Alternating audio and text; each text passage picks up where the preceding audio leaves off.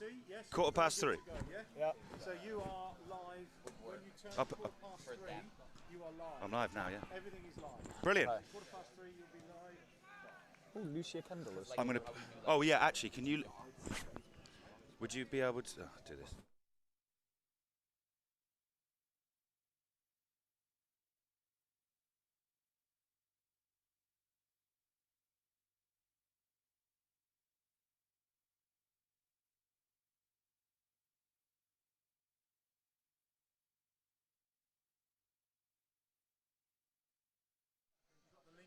Yeah.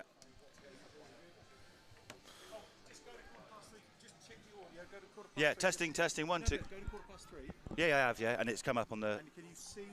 Is someone going to listen to it, please? Can you get it up? Can you get it up? What's this? Testing, 1, 2, 3. Welcome everyone. YouTube. Can you hear us? Can you see us? Is it the YouTube? Yeah. Show mark. It's a bit of delay, isn't it? Are you hearing? Yeah. Yeah. Fine. That's all. Yeah, it's all good. It's all good. All good. Go back to normal. Well, we'll just go now. So, Yeah, let's go on. now. Let's do it. Right, welcome everyone. It is a wet Tuesday evening here at the Bev. Very wet, let's just say that. Fortunately, the rain has stopped, but certainly between 6 and 7 o'clock it was torrential, and it's going to make this a testing conditions, I think. But maybe a bit of zip on the pitch won't help. Might help the two teams, but. Yeah, anyway, I am Seb White. If you don't know me, I've been involved in Hampton for a long time, one way or another. I am doing the watch-along today, and I'm joined by Paul. Paul, we haven't done one together before. No, we have not, but I'm looking forward to it. Yeah, I saw the one you did with Johnny, so I've got high hopes. Oh, no pressure. And maybe, I'm sure Johnny's watching somewhere, or wherever he is. Yes, me and Johnny were sat in these very seats last Tuesday for what ended up being a very disappointing 3-0 defeat for the Beavers, which was then followed by, unfortunately, an even more disappointing defeat on Saturday, 6-0 away at Eastbourne. And probably anyone who's watching this feed, looking at this feed, or is logged in live now will know that, unfortunately, the manager, Alan Julian, left the club yesterday. Announcement on the website. Some lovely quotes from Jules, some lovely quotes from Ben. Just essentially summing up that, yeah, there's obviously a sadness in there. There is a sadness around the club, I think, because I think Jules was extremely well liked. He was a brilliant human being, a brilliant person. Football, especially at this level and especially in this league this season, is a ruthless business, and yeah, unfortunately, Alan Julian is not the manager of Hampton and Richmond anymore, and isn't involved in Hampton and Richmond for the first time since 2020. So yeah, again, as someone who knew Jules and knows Jules very well, there is a definite sadness about that. But football goes on. It's a business. It's a ruthless business at times. But football moves on, and we carry on. And tonight there's an important game of football. Just announced, actually, I was tweeting about it on the way here. Alan Massey is taking charge of the side tonight. He is also playing tonight, but he isn't the captain. That's Sam Deadfield. We'll come on to that in a minute, but that should probably tell you the story of. I know there was a lot of questions about where the coaching staff and people like that are. Yeah, they have also left with Jules. We're hoping to catch up with the chairman at half-time to fill in. Well, hopefully there aren't too many blanks, because we've tried to put as much information out there as we have and as we could. So, but we will be speaking to Ben at half-time. So, if there are any questions, obviously within reason, that he can answer. It's a difficult time for everyone at the football club, and obviously those involved. So, there we are. Paul, you've obviously been how long have you been? Tell us, actually, just introduce yourself. I mean, you might have done this before, but for those who are listening now, how long have you been involved with that Hampton and Richmond? So I've been involved with Hampton and Richmond since August this year. Brilliant. So I'm a new signing. You're a new. I'm a summer signing. You're a summer signing, like most of the players in the team. Well, exactly. But yeah, no, I'm really enjoying it. Yeah. Unfortunately, the results on the pitch, I've kind of been a bit of a bad luck charm, unfortunately. Yeah. But hoping to turn that around today. Exactly, exactly. And so, are you a student, or are you you finished uni, or are you looking for a job, or what? Where are you? So I'm a postgraduate student. Postgraduate. Oh, you've done it. He's been through the best years of his life. Yeah. No, they're still to come. They're the ones right here. Yeah. So, what did you do at uni? So I did linguistics at uni. Linguistics. Oh my goodness, the pressure's on. The pressure is on. The 45-year-old West Country bumpkin is sat next to a linguistics graduate. So also from the West Country though. Oh yes, you are. That's something we have in common. Yes. Whereabouts in the West Country? So I'm from near Bridport in West Walsall. Oh, yeah. I tell you what, you are lucky. You have got the Southwest duo here on Beavers TV tonight for tonight's match. But yeah, and I think Paul is one of many. We've got a few others behind me and alongside me who have been pitching in recent weeks, and it's been there's one thing, whatever happens on the pitch, Hampton is a welcoming football club. I hope you'd agree with that, Paul. Oh, most definitely. And we try and help out, and again we've got a couple of students to the right of us, and last week we had the guys from Burlington House School in Hammersmith here as well. So if for whatever reason you're watching and you know people, or you want to get involved or help out, we do always need help in very many different areas. No need for any jokes about on the pitch. We've got enough players at the moment. They need to just return to the form that they certainly showed towards the start of the season. I think there's no doubt about it. I mean, that's probably the sadness of it all, and the regret of it all is that we've got some good players here, and unfortunately though, the stats say that Hampton haven't won since Ebbsfleet at home, isn't it? I think 3 months 30th now. of August. 30th of August, and I remember doing that game with Matt, and it was definitely a lot warmer then. Oh yeah. It's not too bad cold-wise though tonight. It's just very wet. Yeah, bit wet, bit windy. Bit wet and a bit windy. I feel for the guys up in the. For those who don't know, the Bev opposite us is the media tower. I think it's probably the best way to describe it. Scaffolding and netting all over the place, but yeah, there's a few people up there. They'll probably be a bit colder and wetter. We're on the front row of the main stand at the Beverley Stadium, which is a great position. They're given it's an old stand and has been here since I think the 60s. This one, I might be wrong on that, but I think it's around the 60s for sure. We've got a couple of poles in the way, which sometimes obstructs us, but not too much, so we should be able to bring you all the action. Hopefully action, and hopefully it is action, and hopefully it is positive from a Beavers perspective, because obviously we would like a result. Of course we would. We will, for those from AFC TOTTON that might be joining and might be listening in, we will try and be as impartial as we can. I think we managed that well last week. I actually saw a Tonbridge. We had a lot of nice comments from the Tonbridge fans. It was easy for them because they won 3-0, of course. But I think they would agree that we did provide a decent commentary and impartial. And yeah, whilst me and Johnny were towards the end feeling very frustrated with the way things were going on the pitch, it was a good performance from Tonbridge, and again I think and again Eastbourne did it on Saturday. But AFC TOTTON come here as well off the back of a heavy defeat at the weekend. So these are two sides both looking to bounce back. But Paul, do you want to run through the AFC TOTTON lineup for the AFC TOTTON lineup? Yeah. I can do that for you. So. In goal, number 1, Max Evans. Number 2, Joe Ostler. Yeah.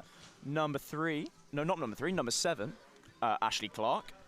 Number 8, Lee Hodson. Number 9, Scott Rendell. Number 14, Andre Changunda. Number 17, Declan Rose, not to be confused with Declan Rice. Oh, wonderful. Oh, I tell you what, that's brilliant. I like that. We'll have some fun with that tonight, I think. He's not number 47, though. No. Not number 41, sorry. Yeah. Then we've got number 18, Sam Ashford. Number 21, Christos Batzelis. Number 26, Tyler Cordner. And number 27, Craig Tanner. That's the starting lineup. And on the bench, we've also got number 13, Ryan Gosney. Number 10, Tony Lee. Number 11, Malachi Linton. Number 20, Ryan Jackson. Number 22, Luke Bennett. Number 23, Ralph Vigras. And number 29, Hisham Kazimu. And you can tell the quality of Paul's work here, because the team sheet only has the surnames on. But Paul, being the linguistics expert that he is, has added the first names on there as well. Brilliant work. I will run through the Hampton and Richmond Borough lineup. So yeah, just for those who are catching up or who don't know, Alan Massey is tonight's. I know we've got another Alan in charge tonight, and it's Alan Massey, the 36-year-old defender. who had been Maidenhead and has been captain for the majority of the season. There's no doubt about it. We missed his influence when he hasn't been playing any. Of course, he didn't play on the Saturday as well, which again, you know, whether we would have lost as heavily, who knows? If buts and maybes, that's what football fans like to concern themselves with. But we certainly missed him. But he is back in the side tonight, and he's managing the side tonight. But yeah, I'll just go through the lineup. 26, Max Rowley. Number 3, Jude Mason. 7, Davide Radari. Number 8, making his 175th appearance for the Beavers, is Sam Deadfield. And he is a captain tonight. So Alan Massey, who has been the captain for the majority of the season, has obviously got a lot on his plate, being the man in charge, the gaffer. He has handed the captain's armband to Sam Deadfield tonight, and I would say richly deserved for a man who is making 175th appearance, but has always given his all for the Beavers. And I'm a big fan of Sam Deadfield, and I think he's a lovely guy, and I think he's a lovely footballer, and I've really enjoyed watching him in various iterations over the years. This is his 3rd spell, and yeah, 175th appearance, which is some achievement for any player, certainly at this level. Definitely. Yeah, number 9, Craig Fasamade. Number 12, Nathan Paul Laverley. 23, Charlie Sayers. 24, Alan Massey. 25, Harry Gardner. 31, low knee from QPR, Alex Wilkie. It's Alex Wilkie. Yeah, Alex Wilkie, No, for some reason it came to my head that it was Alfie, but it's Alex Wilkie. And one name that I'm very pleased to see back on the starting lineup and team sheet, he's come on a couple of times in recent weeks. Number 39, Reece Grego Cox, who we, again, in that recent spell, we have certainly missed his quality, his aggression. I like him. He gets stuck in. He puts himself about. Obviously, injuries have held him back this season, and again, arguably, he might not be at Hampton if his injuries hadn't. He'd be certainly playing higher up for sure. But yeah, unfortunately, injuries have kept him out of the side, but he is back in the starting lineup tonight. The substitutes: number 11, Junior Dixon; number 13, Luca Ziga; number 18, Ben Parkinson; number 21, Sol Kader; number 28, Kai Innocent; and number 29, Carlos Richards. So that's the teams. If you're listening and enjoying and have joined the feed, thank you very much. Tell your mates, tell your friends, put it on social media. I know there's a lot of football on tonight.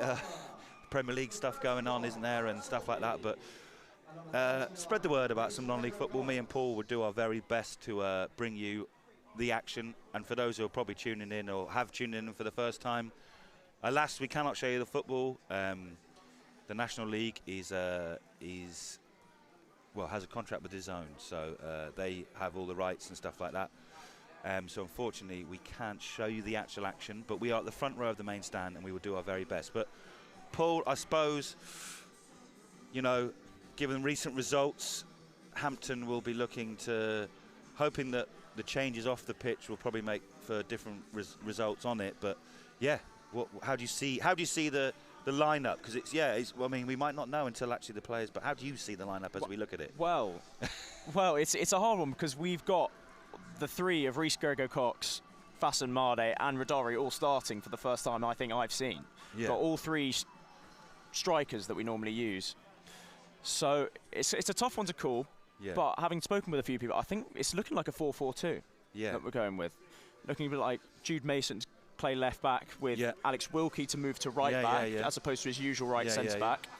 And then with Massey and Sayers. That's the 2 centre backs. Solid. That's solid, that, isn't it? Very solid, yeah. And then the bank of 4 in front. It's looking like Deadfield and Gardner in the middle.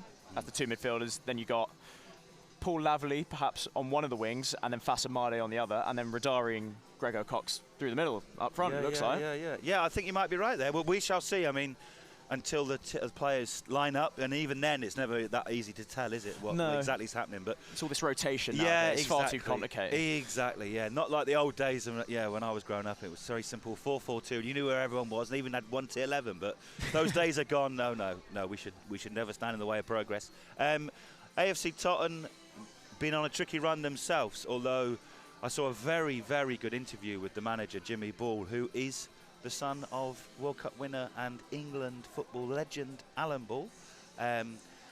He was, they have only won 1 in 5. They lost 5-0 at the weekend, but 2 a Dagenham side that included Andy Carroll, who scored a hat-trick. Come on, and by his own admission, Jimmy Ball was very effusive of the praise, there's no way that Andy Carroll, of his quality, when fit and ready, should be playing at this level. No. And when he does, he will score a hat-trick like he did the other day. But he was his interview was very good to see, actually, because I think he was key. I think the 2 promotions in the last 3 years. They're a team very much on the up. They might be going through a bit of a tricky spell or a tough spell, I think, as the interviewer said it. But he was quite upbeat and positive that this is not a bad time to have a tough spell and also a bad place. You know, the National League South, as we have seen, is ruthless, Paul. You've seen a lot of games this season. There is no easy game. There is real quality on the pitch, and it's constant battle. For teams like Hampton have become in more recent times, but also AFC TOTTON, who have come up from the leagues below. It's a ruthless division, isn't it? Ruthless. Absolutely. And when you get in a rut, you struggle to get out of it. Yeah. So these are two teams that are very much in a rut. TOTTON themselves haven't had the best run of form, as you say. So it's gonna be interesting to see who comes out on top today. I'm hoping to see a bit of freedom on the pitch from the Beavers. Yeah, I mean, you'd like to think. Again, we're being positive here, and as we will be, because we want it. We're positive people as well normally, but obviously of course. we have had We love a bit of positivity. We do here. exactly. Maybe the shackles. That's the wrong word, but there is an element of we've got a new man in temporary charge, interim charge, whatever you want to call it. He's mixed it up a little bit. The players should go out there with a little bit of freedom as such, but I suppose we shall see. But yeah, I mean, there was definitely the talk of that amongst the fans. It's like hoping that they just go out and forget the recent woes and the recent troubles, which I mean, it's tough, like you said, when you get in a rut, and we've been in a rut. I've interviewed Jules a lot in recent weeks. There have been decent performances along that. There has been, and again, huge injury crisis. But yeah, unfortunately, the last couple of games have been extremely disappointing for all manner of reasons if you're a Hampton and Richmond Borough persuasion, and that's why Alan Massey is leading. Well, he's not actually leading the teams out because he's not captain. So that's Sam Deadfield responsibility on his 175th appearance.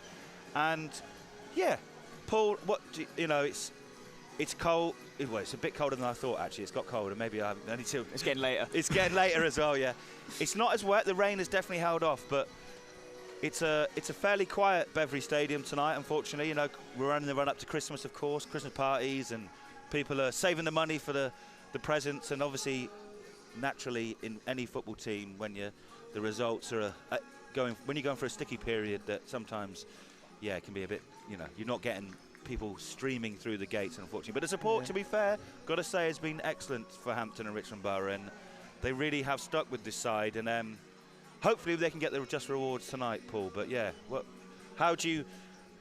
it probably needs a decent start. I think, Paul, what I would say is, when we've gone behind in recent weeks, we've looked like a team that has struggled. Once we go behind, I'm not saying the heads have necessarily dropped, because I don't think they have, but I mean, maybe they did so in the second half the other day against Eastbourne. But I would say that Hampton, if they are to get a positive result tonight, you'd probably want them to score first, wouldn't you? Oh, definitely. I was just about to say, actually, I'm thinking maybe the thing behind the 4-4-2 is to kind of stay at 0-0 for as long as possible, keep them out as long as possible, and then maybe we can nick one.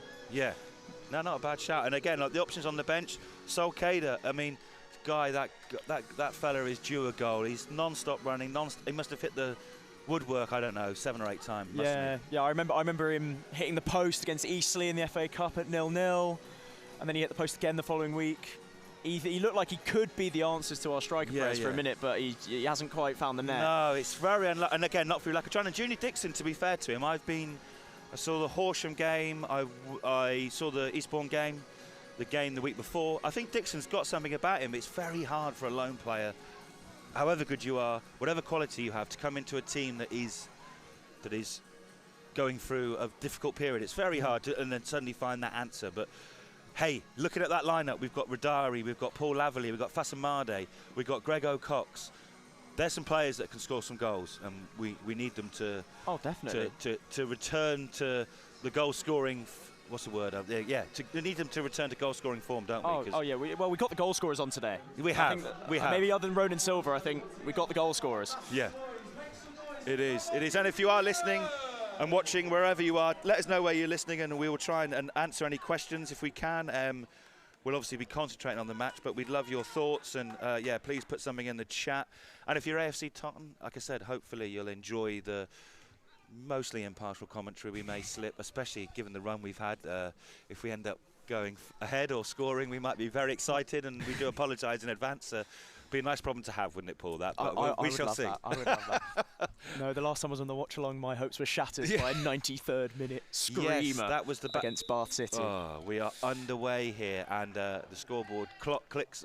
Very useful now. When we were doing this before, for those, we had a new scoreboard put in at the start of the season. It was very.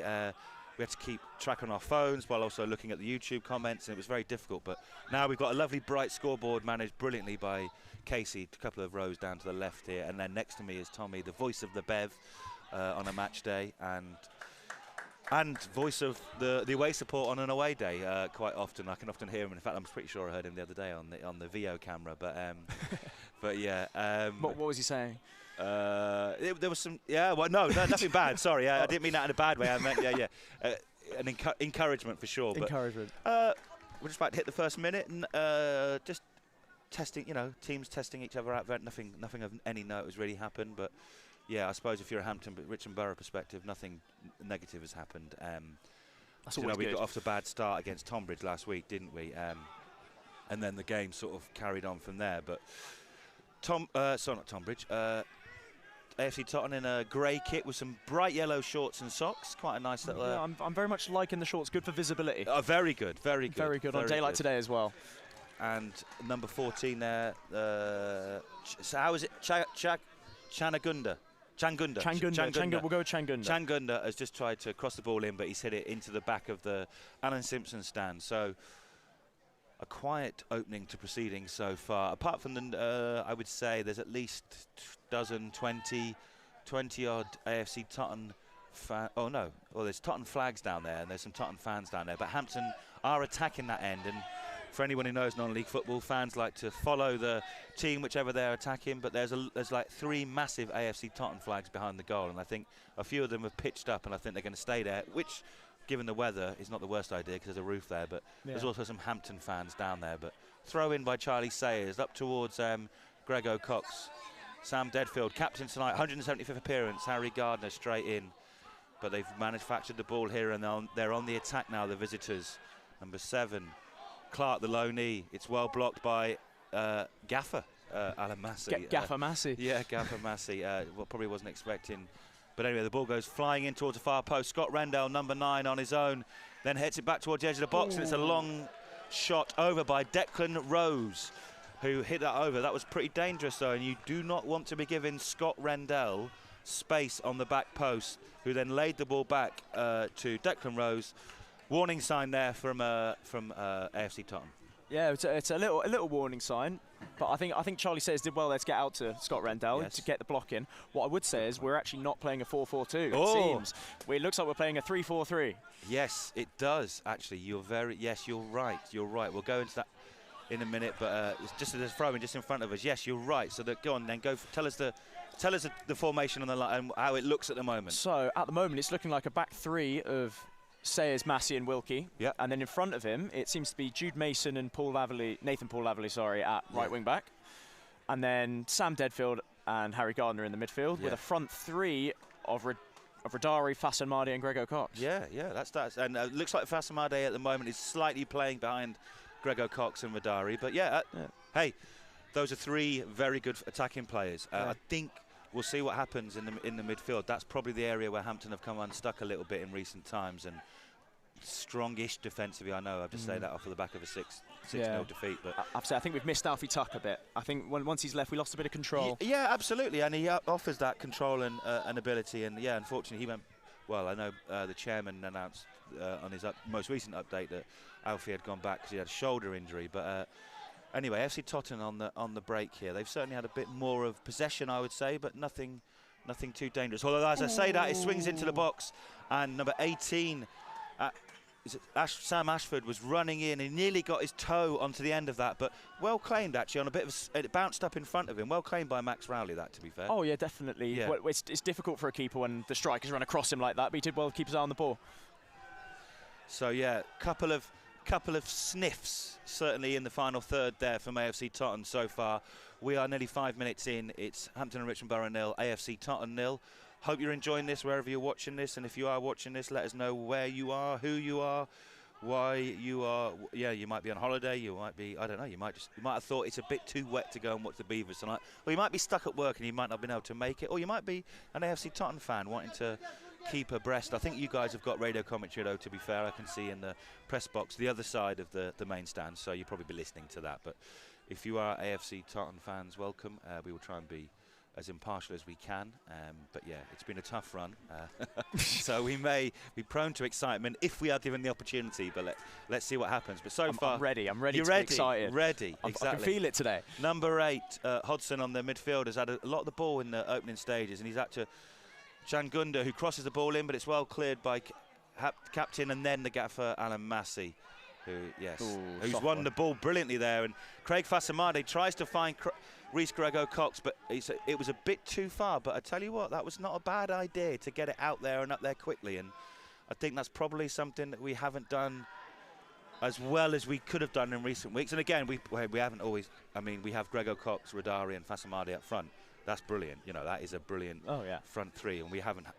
All three of them have been injured in various different times and spells recently. So, but yeah, looking to get the ball forward quickly. And Hampton have got a free kick now in our own half. But yeah, I'm looking forward to seeing the bit of a Crouch Defoe partnership with Radari and Grego-Cox up front. Yes, yeah. For a bit, I'm imagining a Radari flick on through Grego-Cox, and as you say that, he's just missed out on a header as well, headed away by Joe Osler, who is a player seasoned at this level. He's one of the names that I remember from lineups in previous games against Hampton. But yeah, ball swings into the far post. First real time Hampton, and Nathan Paul Lavery on the edge of the box, twists and turn, but he loses control of the ball.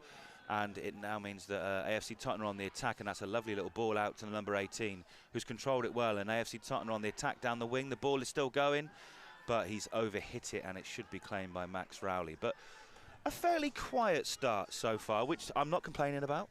7 minutes in, I think we probably all wanted a bit of a. Well, both teams are coming. Crikey, one of the the AFC Totton 5. By the way, I've just been informed. I keep calling him Max Rowley. It's definitely Matt Rowley, isn't it? Apologies. I'm getting my M's mixed up. Blame it on a sound error. Yeah.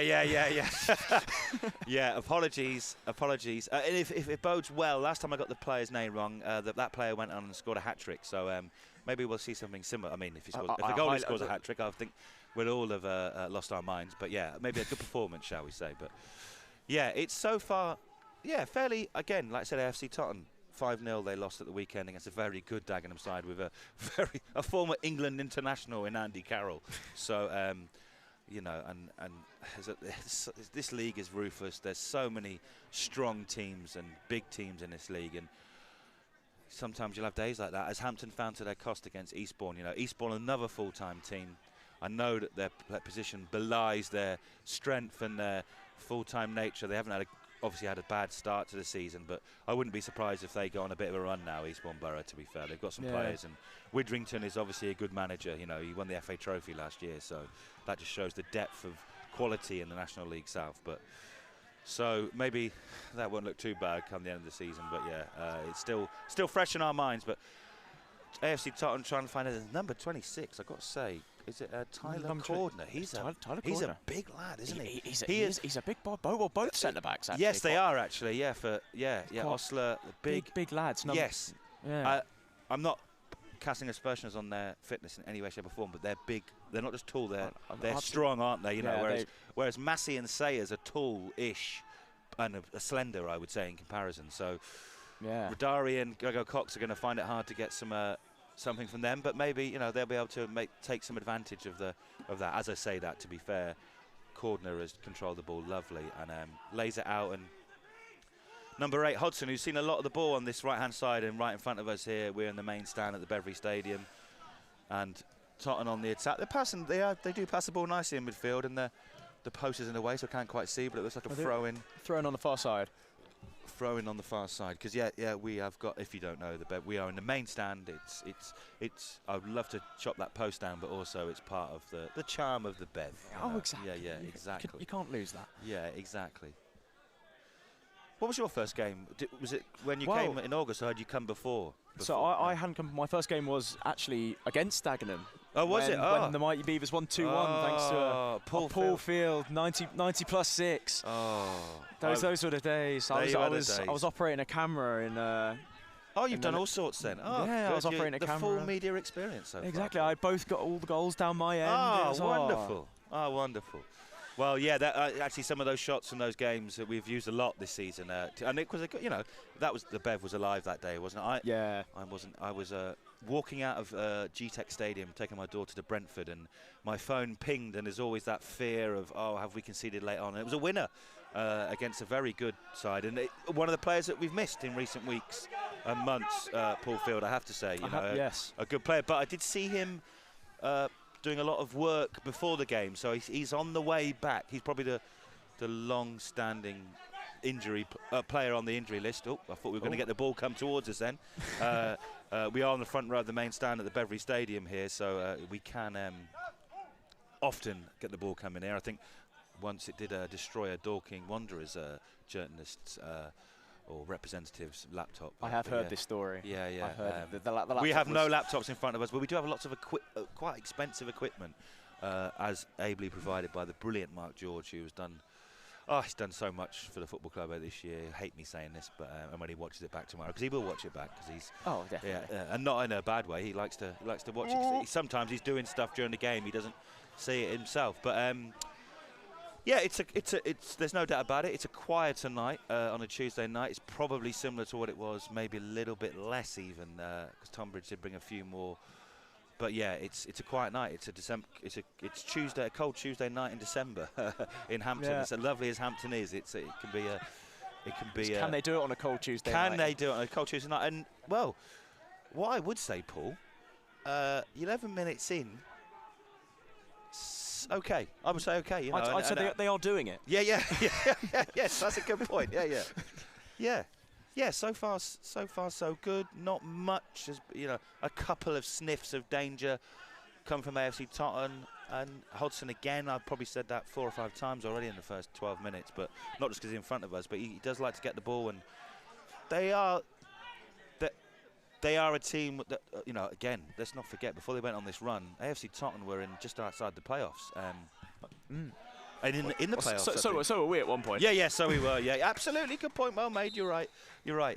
So they're not a bad side.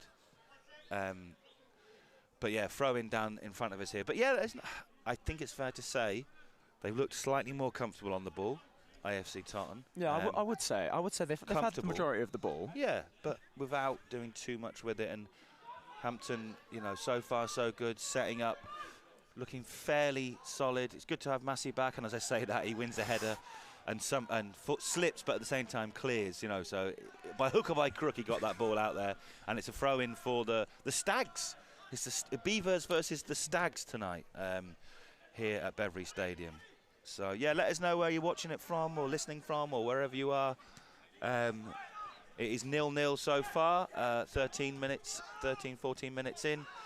I can't remember what I got for golden goal today. Normally I don't look at them until the goal's scored, but I did open them by mistake. I was being nosy. But Rhys Grego-Cox looks like he was pushed there, but he certainly thought so, but the referee didn't, and they carry on. Rhys Grego-Cox is moving around quite nicely, though. Look, again, I'm looking for positives because he's been out for a long time, Rhys Grego-Cox, and what you do need from him, or want from him, and what he's good at is bustling and combativeness. Oh, definitely. But yeah, he's shown no sign of injury, which is always a good sign. He's struggled a couple of times again under the high ball a little bit. Yeah, muscled off it. It's asking a lot, isn't it, against those two? Oh, definitely. Yeah. You kind of want Radari there, don't you? Yeah, it seems to be Radari's playing more of a deeper role behind Grego-Cox, which we might see us. The ball swings into the back post, and that was pretty dangerous. It was Hodgson again. He's probably been the standout player in the opening 14, 15 minutes or so. Put a lovely ball through. It was just missed by I think it was Sayers that missed the header there. Or it might have been Wilkie, actually, so to speak. Missed the header, and it went to the back post, but it wasn't able to be controlled, and it went out for a goal kick. So Matt Rowley, apologies, Matt. I've called you Max repeatedly at the start. It's been a couple of days, if I could be allowed to make a few. And I'm next to a as I say, this Craig Fasamade going forward, hits it towards Jude Mason, who looked like he might have a shot, but he's taken time. Sam Deadfield on the corner of the box now. Hampton, first real sight and first real penetration going forward. Sam Deadfield, the captain, swings the ball in. That's a lovely cross on his weaker foot. Oh, it's a bit overhit, but not the worst idea in the world. That's the first sort of glimmer of penetration and attacking play for the Beavers there, Paul. Definitely. I have to say, it's the first time that Radari's really got stuck in under the high ball up top, and he's knocked it down to Fasamade, and from there we were away. And then it came out to Jude Mason, couldn't quite find that ball into the box, that final ball, which is kind of in the story of our season a little bit, finding that final ball. But yeah, there were a few people behind, to the right of us in the terrace. Maybe you could hear a couple shout, shoot.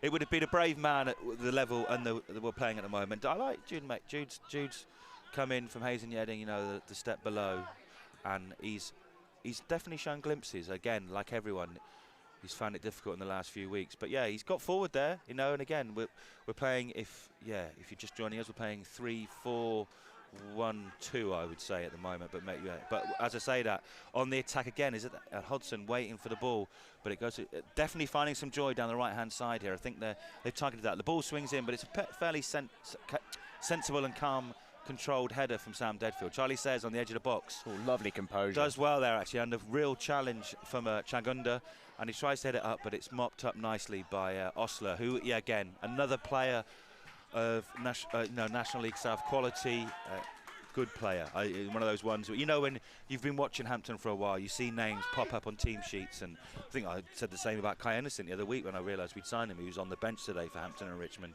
Hasn't quite got going in the Kai Innocent way, and hey, I'm not saying that our recent travails are down to one player. Of course I'm not. Not many have been able to hit the heights that they are capable of in recent weeks. But yeah, Osler is definitely one of those players that you've seen. But Chagunda is definitely that's well trapped back from Jude Mason. A great challenge from Jude Mason there. Well done, because he was in front of him, Chagunda, and that was a very good recovery from Jude Mason. Well Absolutely. done. He's swept his right leg right round there from behind and won the ball well. Well done. Well done. And that's the fight. That's the spirit you want to see from the Hampton Richmond Borough players, and we will need to see that in Spate. Davide Radari had just been blown up for a foul there. That looked very similar, I've got to say. That looked very similar to what happened to Rhys Gregor-Cox. And Rhys Gregor-Cox is going over to set, but the referee is going to have a word with Sam Deadfield to tell Davide Radari to calm down. Obviously, nowadays, the referee brings the captain in to proceedings. Of course. Sorry, apology. I'm under the pressure. I'm next to linguistics expert. I can't even say that. But Paul, yeah, he's just getting told, just chill. You know, I got to say, I share Davide Radari's frustration. I don't think there was much in that. It was a coming together, but yeah, there's a free kick now in front of us. But yeah, just seemed like a melee of players there, kind of getting in the way. But a bit on touch on Jude Mason's great challenge there. That's the kind of challenge that really gets the fans going. Yeah, and you got us going. It's got, you know, a little bit, and we need flashes and glimpses of that. But yeah, the ball is well won by Scott Rendell, and he's headed it down. That is it's a lovely ball from the free kick just in front of us to the corner of the penalty spot. And there's one man you probably don't want to be not leaving. That's not fair to say. He was being challenged, but Scott Rendell showed his quality and won that header, headed it down across goal, but it sort of meandered out in for a goal kick. And without Scott Rendell probably would want one of his teammates, either Changunda or Ashford, to be running onto that. But it was very well won and looked like it might have worked well for AFC Totton, but the Stags couldn't do anything in the end. It's 0-0 here, 19 minutes or so gone at a cold, fairly quiet Beverley Stadium. Second consecutive week we're at home on a Tuesday night, December. It's cold, it's wet. It certainly was wet here. I certainly think if you'd have pulled the curtains open thinking, shall I head down to Hampton, and saw the torrential downpour, you might have had second thoughts, and maybe you thought that and then you're listening to us instead. So yeah, I won't blame you. Please come. I'd argue that's better. Yeah. Well, yeah. I mean, Yeah, I definitely don't know if our owners would think we shouldn't necessarily encourage too many people doing that. Of course not. But we'd understand it on a cold Tuesday night. Equally as good. We have got some, and again, if you are listening and you're thinking, I do need to get down to the Bev, or you didn't get down tonight because of various reasons, and Christmas, your diaries are filling up, you're going to see family, you're going to see friends, you're going to drink too much at the works Christmas party. We've got 2 home games coming up on the 13th and the 20th. We've got Maidenhead on the 13th and Maidstone on the 20th. That game was being rearranged from the 30th because that was going to be on a Tuesday night, so we've moved it to the Saturday. So there's 2 games on a Saturday. We've put some Christmas decorations up, which have started to go up. We might have a few more up. I haven't seen those, yeah? Yeah. I think we might have put a few more up. So, yeah, get down to the Bev at Christmas. And then we've got another one. I can't remember when the other one is in between. No, we haven't. Sorry, we've got one 3rd of January and we're away. But anyway, that is our Christmas schedule. And if you are listening and you are in and around the Hampton area on the 7th, which is this Sunday, I've just realised, we should be doing something around the Hampton Fair, I think, still to be confirmed. There's been obviously a lot going on at the football club in last week or so, but yeah, we will confirm that. Keep an eye out on our socials. Follow all our social media handles. Leave a comment on the YouTube chat wherever you're watching this game, or listening to us or watching us. Yeah, we've got a few people watching. We've got 28 people, so yeah, that would do. And it's nice for us to, it keeps me out of the pub. It probably keeps Paul out from doing something else in the media department, because it sounds like he's very good at all things media. But there's Jude Mason winning the ball on the left-hand side. It's been a fairly quiet-ish game with a few flashes of territory and possession in the final third. But Hampton have got a throw in a potentially dangerous position. We have Nathan Paul Laverley is going to go and take this, I think. Although Alan Massey has said Jude Mason. Alan Massey there, the gaffer, tonight, very much telling Nathan Paul Laverley not to do that.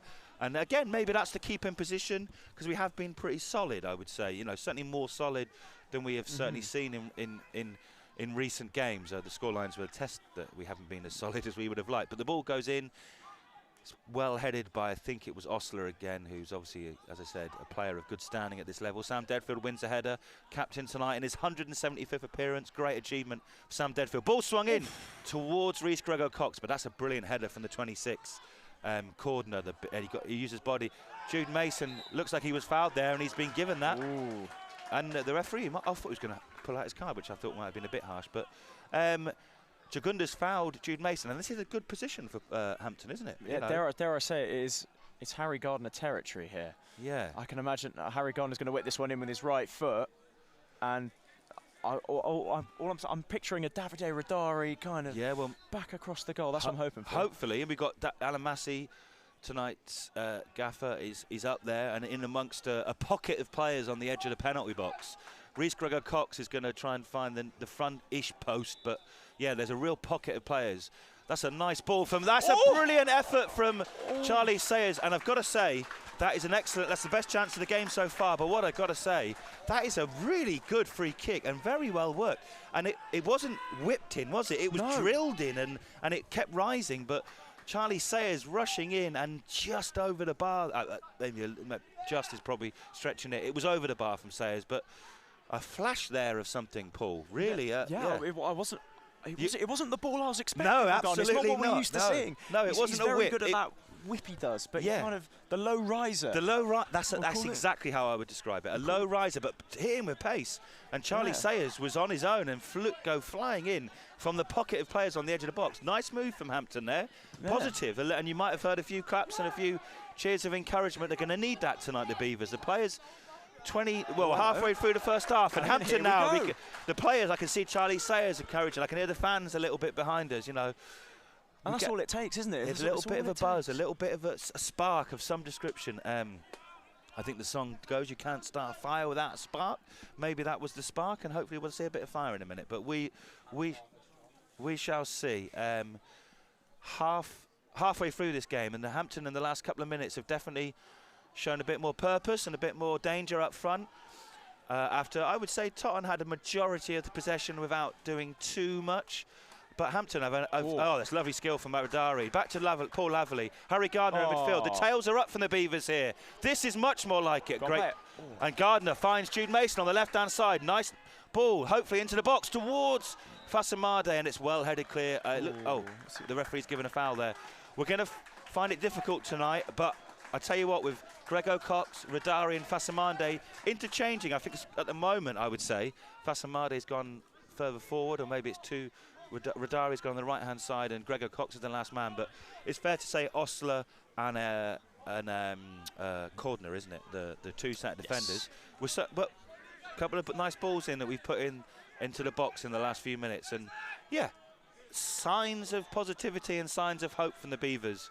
There, Paul, I would say. Yeah, the interplay between Radari, Fasamade and Grego Cox is working really nicely at the moment. It's the three of them bouncing it off each other, playing it out to Jude Mason, who's seeing a lot of the ball on this near side. Yeah, definitely. And he's doing a lot with it, putting some dangerous balls. Yeah, definitely. And I think when you've got defenders of that standing, you want the referee's blown up there. What I would say is I think it was nice to see Harry Gardner in that move as well. Harry Gardner, well, we haven't seen as much. And again, I'm not singling out Harry Gardner. All players we could probably sit here and by their own admission haven't hit the heights, but it was nice to see a bursting run from Harry Gardner in midfield there. Yeah, that's what I've always said he's good at. Yes. When he gets the ball and runs with it, that's when he's at his best. Yeah. So that was nice to see. AFC Totton with a free kick now, 26 minutes in on the far side.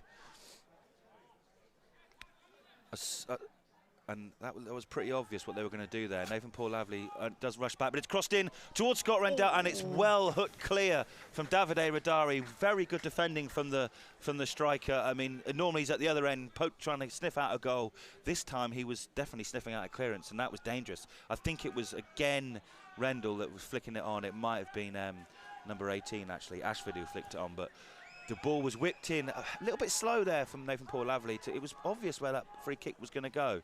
And it was a good well-worked move, and AFC Tottenham have got a corner, but yeah, I would say I don't think Radari knew much about where he was putting the ball. He definitely, you could see the motion of his body. Yes, I think he was surprised to have it all of a sudden, and it could have easily gone anywhere, and it could have, knowing our luck, it could have gone in the back of the net, but it went over there. But AFC Tottenham have got a corner here, and it swings in, and it's well headed clear by Gaffer Alamasi, and he's headed it again, and then it's cleared by Alex Wilkie.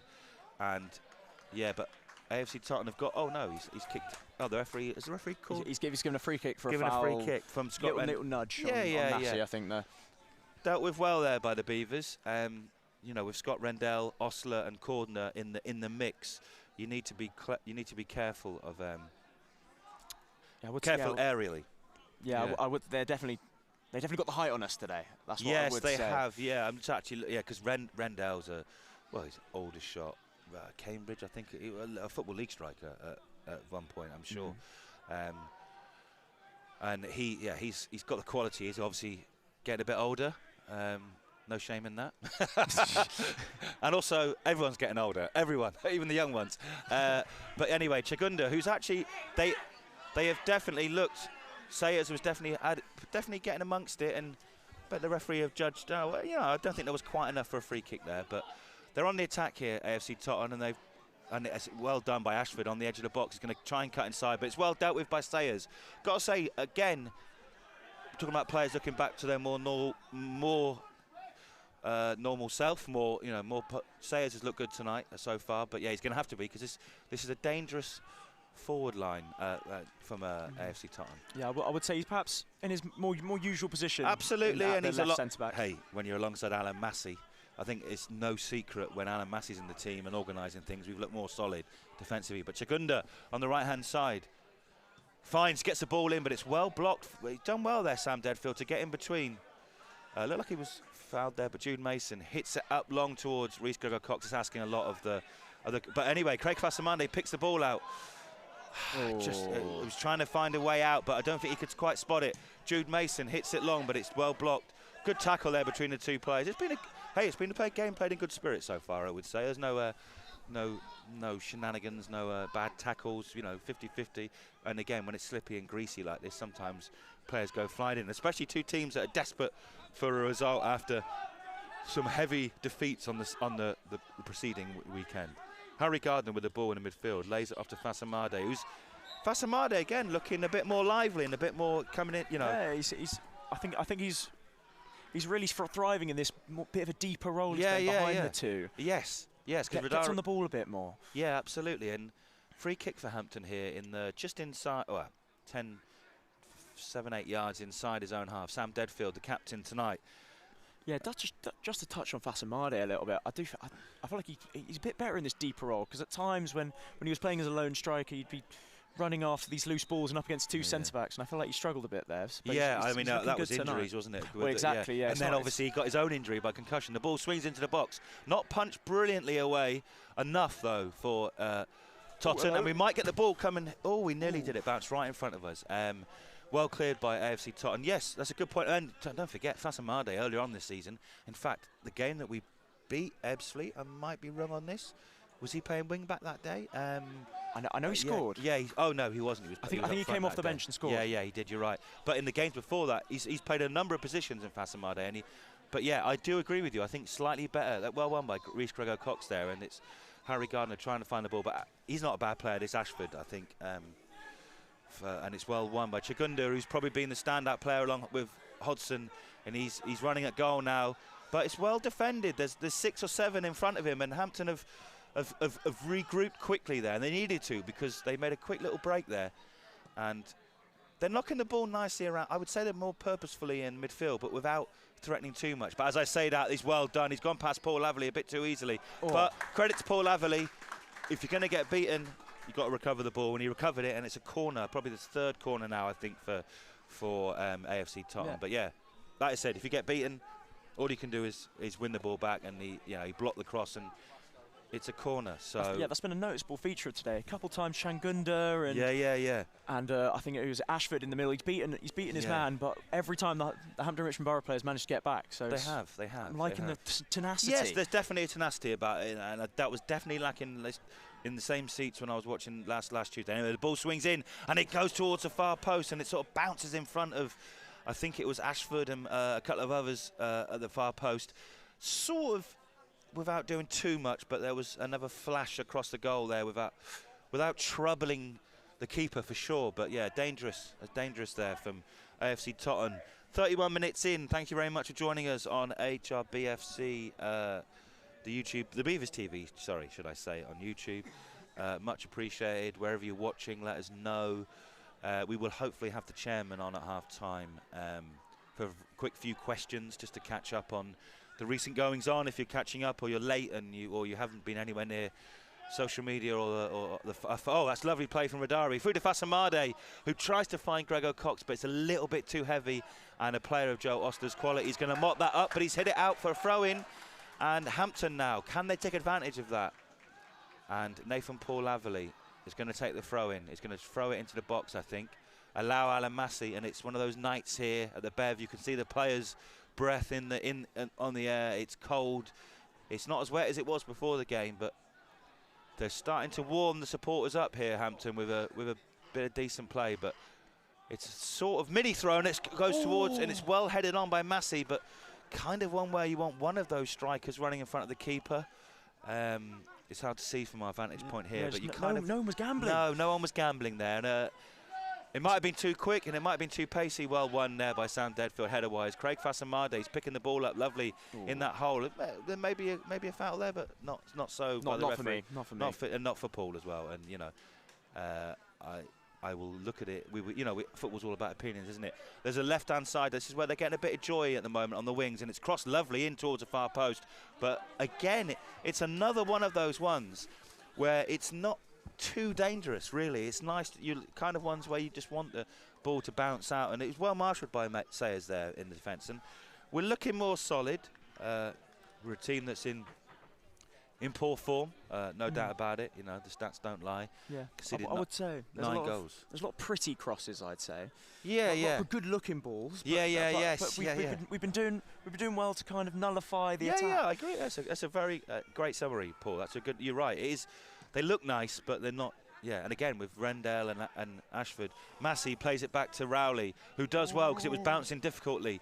Rendell can't quite control it, and that's a great tackle from Wilkie, and well done. He shanked the clearance a little bit, but they kept the ball up the other end there. But he's done well there, Wilkie. He had to as well. And Massey, ball was bouncing on a skiddy surface. Rowley, to be fair to him, we've seen those go wrong for keepers before at all levels, and he dealt with that well, didn't he? Yeah, it's bit of an awkward one back to him from Massey, and it's on his weaker left foot as well. We mustn't forget.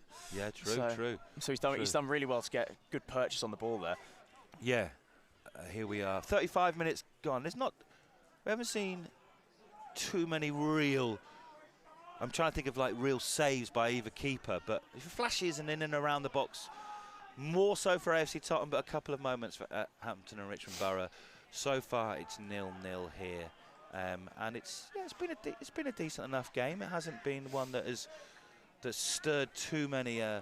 But Hodgson, he's done very well in midfield. He's a tidy midfielder, this Hodgson. He lays it off, and it's Sayers done very well, read that well, and that's a lovely ball to Rhys Gregor-Cox. Is he going to find Fasamade? And that's a lovely ball from Rhys Gregor-Cox. And is he going to find Radari on the right-hand side? Now they've got to get in the box as Radari gets the ball right in front of the corner flag, and it's one of those ones where he's defended it really well, and it's just hit him on the shins and bounced out. Nice move though from Hampton, a nice positive, good link-up play between those three, and when we have looked dangerous tonight, it's been those three. You know, as you'd expect, because they are good players on their day. Yeah, definitely. It's great. It's a great ball into Fasamade from Gregor-Cox, and Fasamade's perhaps pushed Radari a bit wider than he wanted. Yeah.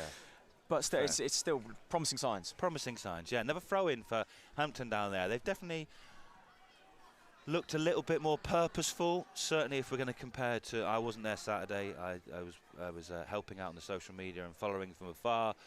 So looking more purposeful. Lovely throw from Nathan Paul-Lavely. It's headed clear by AFC Totton. Sam Deadfield has won 3 or 4 headers tonight with the captain's armband. That's a nice ball from Paul-Lavely towards far post, but it's well claimed. But Rhys Gregor-Cox was sniffing and gambling, shall we say, to see if anything was occurring.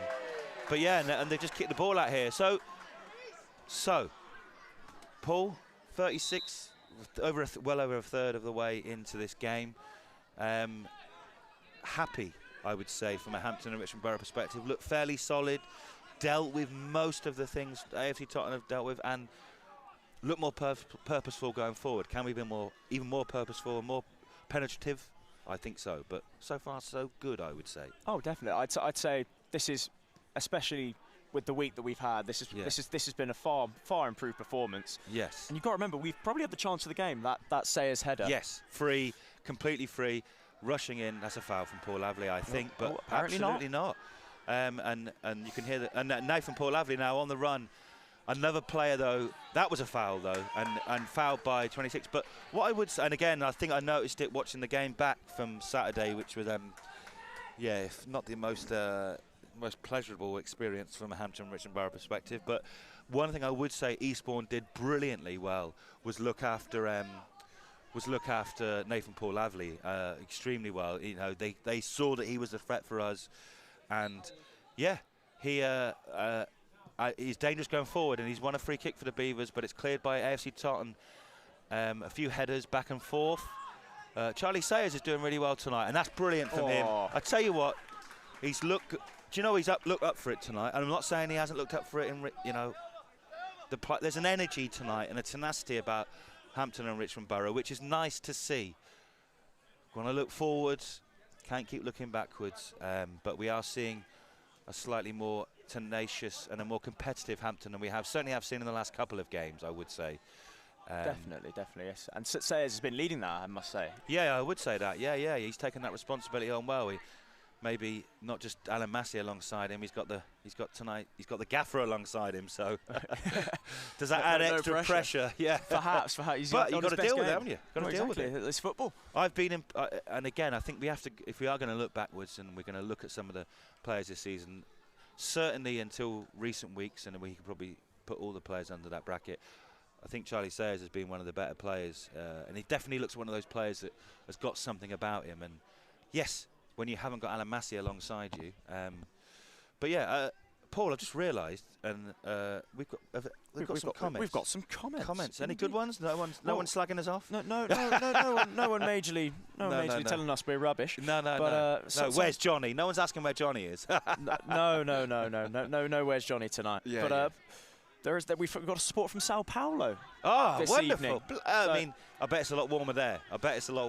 It's let us know how warm it is and how nice it is in Sao Paulo. It's just touching 3 degrees 4-ish, 4 or 5 degrees, isn't it here? So yeah. Yeah, and only dropping as well. Yeah, so yeah. getting colder. We will definitely be getting our teas and coffees from Hillary at half-time. But anyway, AFC Totton on the attack as we enter the last 5 minutes of this. I'm not going to say cagey, because I don't think it's been cagey. It's been fairly even first half. I think AFC Totton probably edging the possession stats. Hampton, both teams are going for, both teams coming off the back of some heavy defeats at the weekend. But both teams, yeah, they look fairly bright and positive. I would say that from an AFC Totton perspective as well. But Jude Mason with the ball just in front of us. Oh, great dummy. I mean, that is a foul all day long. He's got his hands around his neck. Something out of WWE there. It was strange opportune. Strange that there from the AFC Totton defender. Yeah. Our Sao Paulo viewer says it's a little bit warmer. Oh yeah, I bet it is. I bet it is. Thank you very much for listening in. And if you were the only person tonight, then we are, the fact that we are across the world telling that story. But that was a strange decision there from the. It wasn't. I understand sometimes your hands when you're a defender get that sort of happens. But he kept it there, and it wasn't like, oh, I'm fouling this player clearly. But anyway, it's. Free kick for Hampton and Richmond Borough. Very just in high front line of us. here, I must say. Yes, it is a high line, and there's a pocket of players. Charlie Sayers is going to. No, it's Alan Massey. He heads it towards Reece Gregor-Cox, who shoots. Yes! Yes! Lovely ball in from Harry Gardner. He went and the gaffer, Alan Massey, headed it back, and that is a touch and a volley of pure quality from Reece Gregor-Cox. That is the Reece Gregor-Cox that we've wanted. That is the Reece Gregor-Cox that we saw earlier on this season when he wasn't injured. That is beautiful. One of the best goals I've seen this season, Paul. Oh, can you sum that up? Oh, I it's don't know if an unbelievable goal. It's Harry Gardner. He's guided in with another one of his low risers, and it's Massey who's managed to head it back across the goal. And Gregor-Cox in one motion sort of chests it and volleys it over the keeper from the penalty spot. Oh, sorry, beautiful. One of the best goals we'll see this season at the Bev, maybe in the National League South, but pure quality from Reece Gregor-Cox. Quality. That's the player we know he is. That's the player we've missed when he's been injured, since the injury at Maidstone. Wonderful. And do you know what? From our view, we were behind. Obviously, we were right behind it. And it arced in as well, didn't it? It wasn't like a solid volley, but it was just a brilliant finish. Yeah, he struck it, and he got top spin on it almost, like a tennis player. What was the goal time? I had 38. No, 41. But, hey, I don't care. Well done, Reece Gregor-Cox. Well done, Hampton. Great header from Massey. Great ball in from Gardner. And they've made AFC Totton pay there. And the Beavers are winning a game of football. Hold the back page. Hold the back. I mean that in the nicest possible way. And I'm giddy. I'm giddy with excitement because it has been a tough spell. And as I said to you beforehand, Paul, and we agreed, you agreed with me, to score, it was important that Beavers got the first goal, because I think we have conceded first a lot recently and we haven't been able to recover from that. But anyway, let's not get too giddy, too excited, because AFC Totton have got a free kick in quite a similar position to where Harry Gardner was only moments ago, that led to the first goal of this game. And it's going to be swung in. Very similar position. It's a nice curled ball in. It's headed clear by Davide Radari. Shot from... Oh, that's a great shot from Chagunda, but it goes... That was a riser, and it went wide. That was certainly a low riser. 51 and 38 my golden goal time. So it's not me claiming the prize tonight. And again, if you ever do come down to the Beavers, always buy a programme and buy the golden goal from the Supporters Trust shed. But yes, that is. It's nice. It's a nice. It's a strange feeling. I haven't felt this feeling for a while. It is a strange feeling. I'm just trying to work out if anyone can tell me when the last time we had gone into the lead, because again in this poor run we've might have been all the way back at Chippenham. I was just having a look now. We obviously, anyway, we're on the attack again. Maybe. Oh, hello. We're gonna see some cheese. We're gonna see some cheese. Yes, yeah, and that is number 26, Tyler Cordner. Tyler Cordner. I'm just having a look. I'm at the programme and I'm just trying to remember. Huh? Tyler Cordner. Cordner. That's all right. Don't be silly. Casey there trying to find out who we are not just giving you the commentary, we're helping out Casey there who's doing the graphics on our lovely new scoreboard. It's still new. I'm going to class it as new. It's only a few months old. It's a nice runner. Anyway, it's been a while since we took the lead, I think. We'll work that out at half-time, if anyone can remember. It's been that long, I can't quite remember. Davide Radari's got up well, and I tell you what, he's done well with the headers tonight. He's done a couple of good defensive headers as well, Davide Radari. The team and it's nice to hear the kids behind the goal singing Hampton songs. I haven't heard that in a while. No, unfortunately. Not to say that they haven't always been positive and supporting, but yeah, they found it difficult. I don't think the fans ever got on the back of the players or the manager in recent times, and they were understanding of the situation and the injury stuff. But Sam Deadfield's done well tonight, another header. Scott Rendell, that's a lovely ball through, but it looks like Matt Rowley. Good starting position from the keeper there, I think is what they say, and he claims it nicely. And we are nearly approaching the 45th minute. So, Paul, I think it's fair to say that Hampton have grown into the game. They've been solid. They've looked dangerous. Not to say that Totton haven't had their chances, but a moment of real quality, which we've been missing certainly in recent weeks. Harry Gardner breaking down the wing now, and there's a buzz. The tails are up, aren't they? And rightly, as they should be. This is an improved performance from Hampton and Richmond Borough. Paul, would you agree? Yeah, I mean, it was fairly even until a moment of real quality from Rhys Grego-Cox we'll be talking about for a long time, I think. Oh, definitely. I think it's been a good half. It's been a good watch for sure. I've enjoyed it. Tottenham perhaps shading the possession, but in terms of the chances, I think Hampton Richmond Borough have definitely had the best two. One of them led to a goal. Yes, what a fin. We will be showing that as soon as we can and getting up on our social media feeds. Hopefully it proves to be important, because obviously there's still 45 minutes at least to go in this game. Only 1 minute injury time, which we've played by the looks of it. But it looks like Hampton might try and sneak something, and this really would be a dreamland territory if we were able to make this count. But it's one, and the referee, honestly, right, he's allowed that throw-in to be taken, and that's it. Literally, that's it. It's not even you've allowed anything. So why just blow the whistle before the throw-in? Come on, man. But hey, Paul, it's Hampton and Richmond Borough FC 1, AFC Totton 0. Evenish first half, probably saying what I said a few moments ago. Evenish first half, but a moment of real quality from Rhys Grego-Cox, and Alan Massey goes over to Rhys Grego-Cox. Alan Massey, the manager, interim manager tonight, and yeah, the fans are giving the players a good reception, because you know what, they deserve it. Tonight, what has happened. Tonight, we have actually looked solid in defence, but also purposeful in attack. Paul, gotta say. Oh, definitely. I think it's these type of games that we've had a lot here at the Bev this season, and at times the ball just hasn't quite fallen for us. We haven't been as clinical as we might have asked. But tonight it's been a different story. We've been clinical. Yes, absolutely. I mean, a moment of real quality, and that's what you miss with Rhys Grego-Cox when he's not playing. Fasamade's done well. Radari's done well. Yeah, they've linked up. We keep talking about them linking up nicely. I'm reliably informed. Thank you very much. It was Dover away, and now I remember that game. Beaver time is, that seems a long time ago. I remember, God, it was a beautiful day. I remember taking my jumper off. It was t-shirt weather at one stage, and we were 2-0 up before, subsequently going down to 3-3, and yeah, it's been difficult times since then. So that was the last time we took the lead. But anyway, we have taken the lead, and let's revel in the excitement and the joy of that. It's been, Paul. I think we've mentioned it. We've said the words good, solid.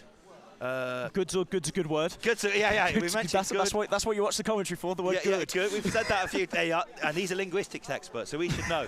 But no, I've been impressed. This is a response from Hampton and Richmond Borough. It was a much needed response. Let's not make no bones about it. We haven't won for 3 months, so we need a response, and we've been needing a response for a while now. A response it is so far. Paul, who's your standout player for Hampton so far? My standout player? Oof, it's a tough. I think for me, it's the real change has been our solid defence today, and I think Charlie Sayers has really stood out for me. There's been a lot of pressure down this left-hand side, and it's the combination of him and Jude Mason has been really solid, I have to say. Yeah, I'd agree with you on that, and Sayers and Mason. It looks like I'm going to have to kick you out of your seat, Paul, because I'm going to be joined by the chairman, Mr. Ben Hudson. I will say goodbye. But no, only briefly, Paul. Thank you very much for your efforts this first half. Paul, would you be able to go and get me a cup of tea? Because my legs are... and toes. So do you want to go in the boardroom and get it? You go in the boardroom and get it and ask Hillary to get. Yeah. Do you need those? No, because they actually don't really work very well. Yeah, but put them on. You look professional. Can you hear me though? Yeah. You can hear me. Brilliant. Okay, cool. Thank you very much, Ben, for joining us. Appreciate it. It's been an extremely hectic 24 hours. Firstly, though, it feels quite good, doesn't it? That scoreboard looking over there, 1-0, and a fantastic goal from Rhys Gregor-Cox. What a finish, eh? Oh. I think that's Rhys's third of the season, and I think he's got 3 contenders for goal of the season. Yes, that is very true. Very true. I'll be honest. I think half the crowd thought it had gone over. Yeah, I did as well. And then everyone went wild when they realised it had gone in. But what a turn, what a finish. Rhys Gregor-Cox is one hell of a footballer. I absolutely promise you that. No, of course. Yeah, we were saying the same thing. We've missed a lot of the injured players, but yeah, certainly going forward, and then the threat and the clinical nature, and that was a brilliant goal. We'll be looking at that a lot. But Ben, obviously got you on board. Just to, hopefully we can repurpose this as well for there were obviously people listening in, home fans and Beaver fans. Obviously, it's been a difficult couple of days. Well, it's been a difficult few weeks for the club, one way or another.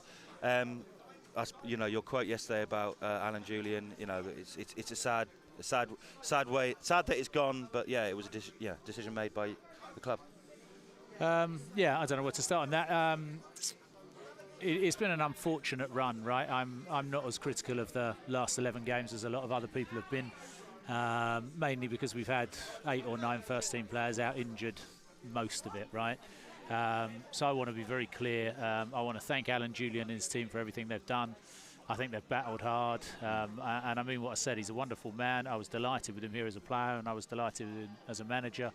Last year he had so little resource and kept us up, and he must be remembered for that. And I'm going to miss him. I mean that's so seriously. I had a very healthy working relationship with him. He's a very good guy, but sadly there comes a time where you just need to try and do something to make a bit of change. And it's never an easy decision, and it's never a decision anyone wants to make, and it's a discussion constantly between me and him on what's good and what's bad. And sadly, the last couple of games haven't been good enough, and sadly the time has come in that context. Yeah.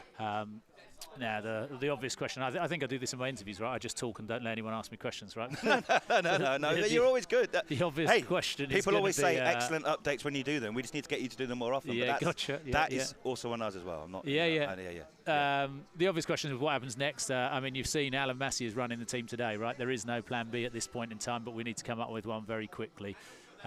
Which is why I say exactly what I mean, and I'll just repeat it, right? Thank you to Alan Julian and all of his team. Thank you to Alan Massey and the senior players in the squad, Sammy Devfield, MC Fieldy, Mike Atkinson, all the boys that are around collecting balls, doing bits and pieces. Thank you to everyone that's helping tonight. It really does mean a lot. And now the pressure's on us to get on with finding a replacement very quickly and hopefully get something moving ASAP. So I don't have an update of any sort to give you, but I promise we're going to try and find one quickly. And just to recap and clarify, obviously we announced Alan Julian had departed the club yesterday. Yeah. And that includes the Donovan Chislett, Luke Ruddick. Look, they're his team. Absolutely. They're his team, they're his guys, they're good people.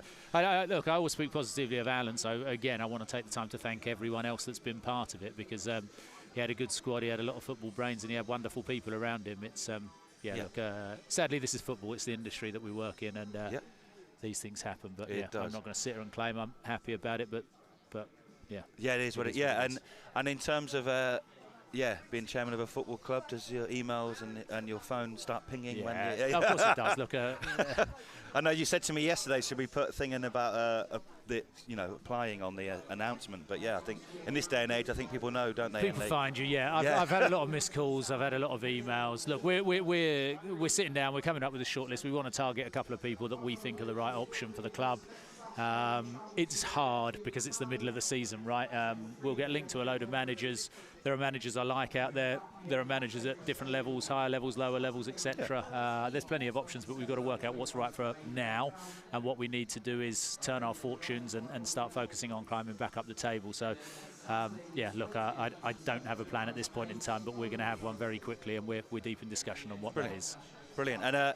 And I suppose probably touching on what you said in your update last week, obviously things are moving all the time. There's a lot going on. There's a lot of people. There's a lot of things to do, and there's a lot of things to get involved. Probably just ask fans and supporters for a bit of patience while we navigate this period, this tricky period, one way or another. That, you know. That of course, look, it's an unstable period, right? That's the truth of it, right? If we don't have another manager in, if we did, they'd be here tonight, right? And we'd be talking about it. But we need to find one, and we'll try and find one as quickly as we can.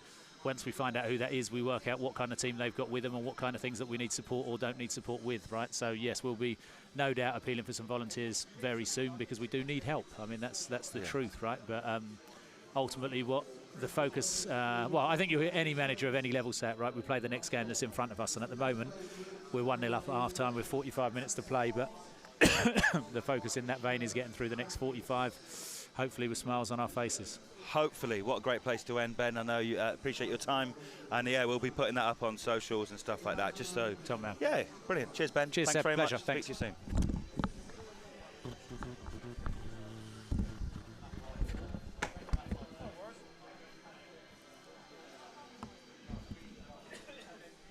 Paul has returned with the. Paul has returned with, what have we got here? Tea or coffee? I don't know. I actually can't remember what I asked you for. It doesn't matter. Something warm. Got a bit of tea and a chocolate biscuit. Oh, I thought you were going to say a bit of tea and a bit of coffee. Imagine that. Yeah, well, God, do you know what? Snake bite. In this day and yes, exactly. In this day and age of matchas and your frappuccinos and whatever, I sound like a really old man now. Well, I am 45, so you know. None of this I am matcha old. nonsense. Yeah. My daughter loves matcha. Oh God. So I am partial to matcha. Yeah, sometimes. I'm a flat white man, and I can just about go to a dirty chai latte, but that's my limit. But yeah, hopefully you enjoyed that from Ben. We're going to repurpose that. We're going to make sure that goes on socials, because, like I said, moving parts continuously, not just yesterday, but you know, last week when we got the interviews out with Jules and Ben. You know, we're doing our best to get information as much as we can out there. There's obviously some things that can't be said. There's obviously some things that, you know, you can't say or, you know, promise or whatever. We do try our best, and just again, it's never ever through lack of effort or lack of. Sometimes it's resources. Sometimes it's a case of me being the other side of the river, and Mark being here, and Ben, the chairman, being in Kent or whatever. It's difficult, but we will always try and do our best, and hopefully people can appreciate that. And again, as part of it, we are showing you the live feed, the watch along of the game tonight. And that's all part of it, and we're very proud of what we do media-wise at Hampton and Richmond Borough. And again, we always try and do our best, and sometimes we're just dealing with circumstances and factors. All right. Yeah, very good. Yeah, Chairman, all right? Chairman was very good. Mark is off camera asking me if the chairman was all right. Yeah, he was. Well, I mean, Paul could get better, though, couldn't he? No. Hey, the linguistics expert. Is he? Yeah. Well, he got a degree. He's an expert. Was the goal good? Goal was brilliant. Mark's missed the goal. We'll recap that now. I'll explain to those joining us. Yes, please. David, great cross from a free kick from a dangerous position from Harry Gardner. The second one, as the linguistic expert here described, was a low riser. The low riser. This time it wasn't Charlie Sayers who got his head onto it. It's Alan Massey who headed it back across goal. It looked like it was a bit behind Gregor Cox, who controlled it brilliantly and then volleyed, and it sort of looped in. It wasn't like a flashing volley. It looped in, and it was one of the best goals we've seen. No. We described it as a bit of a top spinner. A top spinner, and as the chairman who sat here 2 minutes ago said, he scored 3 goals this season, Reece Gregor Cox, and they probably all could be described, or 4 I think he might have done. Well, we haven't done goal of the month for we haven't done the goal of the month for a couple of months. Looks like we might. But yeah. Well, we have got a goal for, yes, very true. Very true. Unfortunately, circumstances, I say circumstances, you can't really do a goal of the month if you only score, you know. It was a brilliant. You don't score any goals. It was a brilliant goal in November, to be fair, from Nathan Paul Laverley. But I think if you're joining us or you're catching up or recapping, whatever, it's been an improved performance from Hampton and Richmond Borough. Got to say, solid, and we've looked dangerous going forward on occasion. You know, it's been fairly even. I'm not saying it's a game full of chances. AFC Totton looked solid as well, you know, up until that point that Reece Gregor Cox produced something out of nothing. But yeah, Paul, I mean, not much else to say apart from let's have more of the same in the second half. Yeah. It's just, well, I wonder how the team talk's going to go, because obviously it's going to be Alan Massey's first one. But obviously he must have done many speeches as captain. Obviously he's not captain today, Sam Deadfield is, but I'm sure they'll both be telling the boys just keep going, because that's an excellent half. I don't think not to get all statistics, but if we're going off XG, as people say, I think Hampton Richmond Borough probably shaded it in that first half. Yeah, exactly, very much so. I think there was definitely flashes. I think I think the two standout chances were the Sayers one and obviously the goal that we scored. So, the ball flashed across the goal a few. Actually, there was that one. Actually, the number Declan Rose, was it, that hit the ball up and over? Or Changunda. Sorry, who's probably been the best player on the pitch. So I'm just getting some messages and making sure that I've covered all bases. But yeah, more of the same, please, Hampton. More of the same, Beavers. More of the.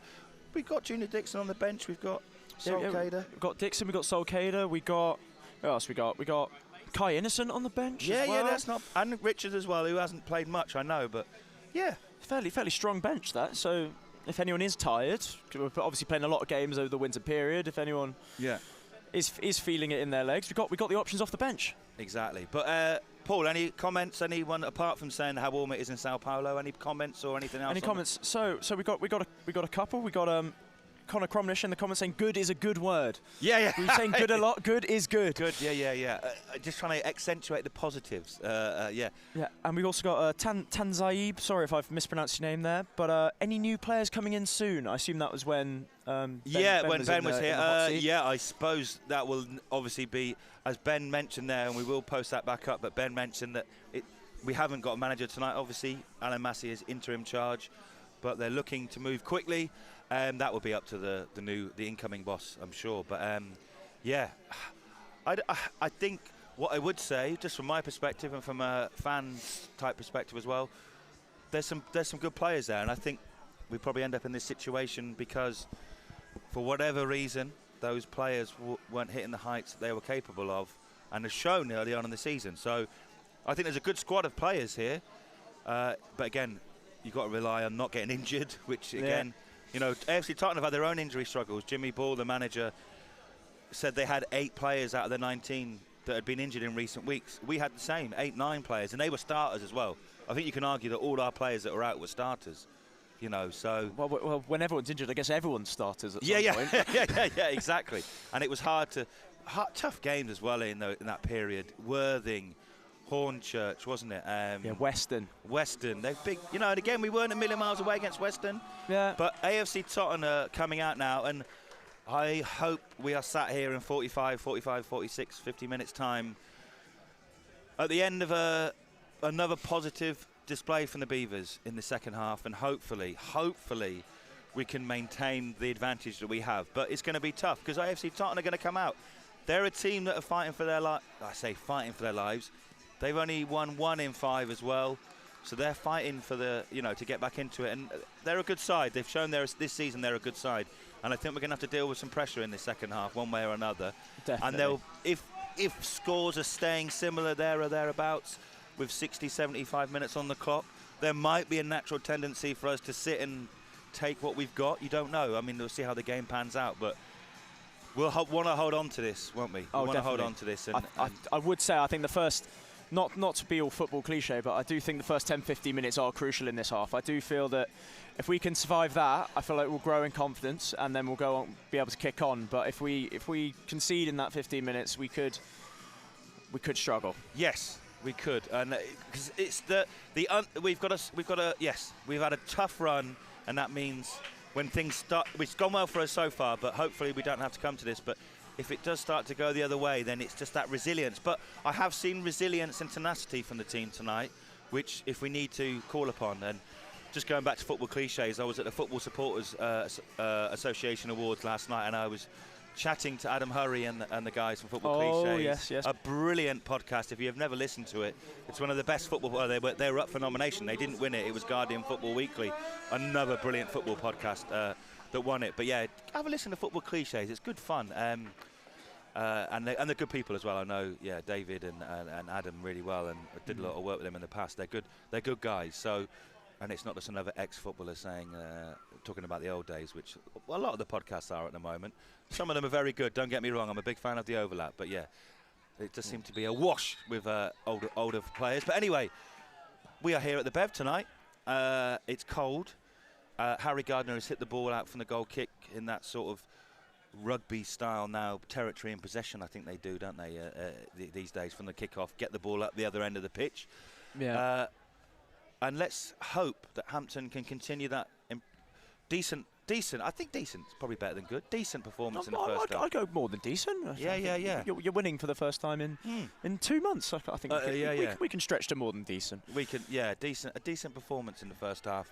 I think it's more hopefully that we can hold on. But David Radari, got to remember these players have been coming back slowly from injury. You know, David Radari, Craig Fasamade, Alan Massey himself, the gaffer tonight, the interim gaffer, as you would have heard, the gaffer who stepped up tonight, the coaching staff as well, left with Alan Julian, and a pleasure working alongside him with those guys in recent times, as it was with Jules. And we are, entering a different phase. That's football, unfortunately. Football is, we move into things change all the time in football, and tonight they're changing. The ball swings in, it's gone too far for the far. They've done that, what I would say FC Totton there. They've swung the ball in, but they're quite deep and they're quite easy. And I think what you said before, pretty crosses, not necessarily another one there that's gone straight to the keeper. I mean, we'll take that all day long if you're a Hampton and Richmond Borough persuasion. Oh, definitely. If you're Matt Rowley in net, I think you take the overhit crosses all day long. I think. Yeah, so a lot of the crosses they've put a lot of crosses in, but not much substance, not much directed towards goal. Yes, exactly. But hopefully that can continue if you Hampton and Richmond Borough perspective. Obviously, if you're AFC Totton, you will be wanting them to improve on that. But yeah, I'd probably start in the second half in the same way they started the first half, with a bit more of the ball, not in the most dangerous of areas, but just probing and stuff like that. But again, the solidity of Hampton in the first half is showing. You know, Sam Deadfield has run his socks off tonight, the captain. Forward, backwards, he's won a lot of headers as well. He's done the ugly stuff tonight, Sam Deadfield. And again, he'll need to do that more in the next 45 minutes. We're two minutes into this second half, should I say. It's Hampton and Richmond Borough 1, AFC Totton 0. And yes, Hampton and Richmond Borough in the lead since the first time since the Dover game, when we were 2-0 up, which was a really good game, and we played so well that day. Arguably shouldn't have let Dover back into it, but just conceded at the wrong time, and then the last 15 minutes were hard, and then obviously they scored. I think it was the 5th minute of injury time, but we did play some lovely football that day, and not helped by the injury. Rhys Gregor-Cox comes on, running through on goal, does his hamstring. You know, not just ruins that game from us from an attacking perspective, but keeps Rhys Gregor-Cox out. And as we've seen today, a beautiful volley. We'll get that up as soon as we can. We'll work quickly if we can to get that up, because that was, unfortunately, it's down the other end where we got a camera at the top there. There will be footage of that, but yeah, it will be. Actually, it might be quite nice because it will be from the camera up there, won't it, on the far side? So it'll be a nice angle of it. But the angle that we had from sat here on the left-hand side, we were right behind it, and it curved lovely in, didn't it? And oh, absolutely. I thought for a minute it might have gone over the bar, but it just little bit of dip. That's what Ben said. Yeah. Well, I think we all went, that's gone over. Oh no, it's gone in. It's looped in. But anyway, Hampton on the attack now. Well worked out by number 7 there from Eastleigh. What's his name? Clark, the on-loan player from Clark. On loan from Bournemouth. Ashley Clark. Yeah. Crosses the ball. It's well blocked by Charlie Sayers. I think you pointed him out. I asked you at half-time who's been the standout player for Hampton amongst mostly a good team performance. But Sayers was it, and he's done well there. But Totton on the attack now. They're playing in front or playing towards their fans behind the goal.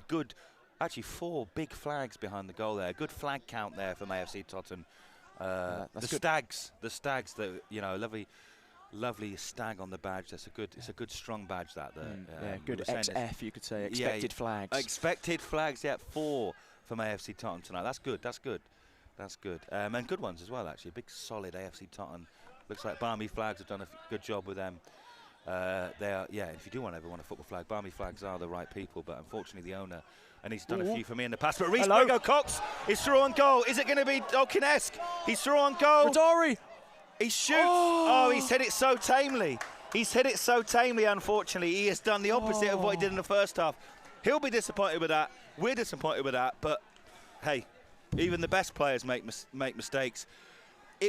Was there an argument? Once he decided not to try and chip the keeper, was there an argument he almost had too much time and he started to think about it and didn't connect as he would hoped? Yeah, I don't think he realised how much time he had, because because he had acres of space there. He could have travelled another 5-10 yards into the box, but he decided to take it from just outside the box, and in the end, kind of tame, couldn't make his mind up. Yeah, Chip or yeah. strike.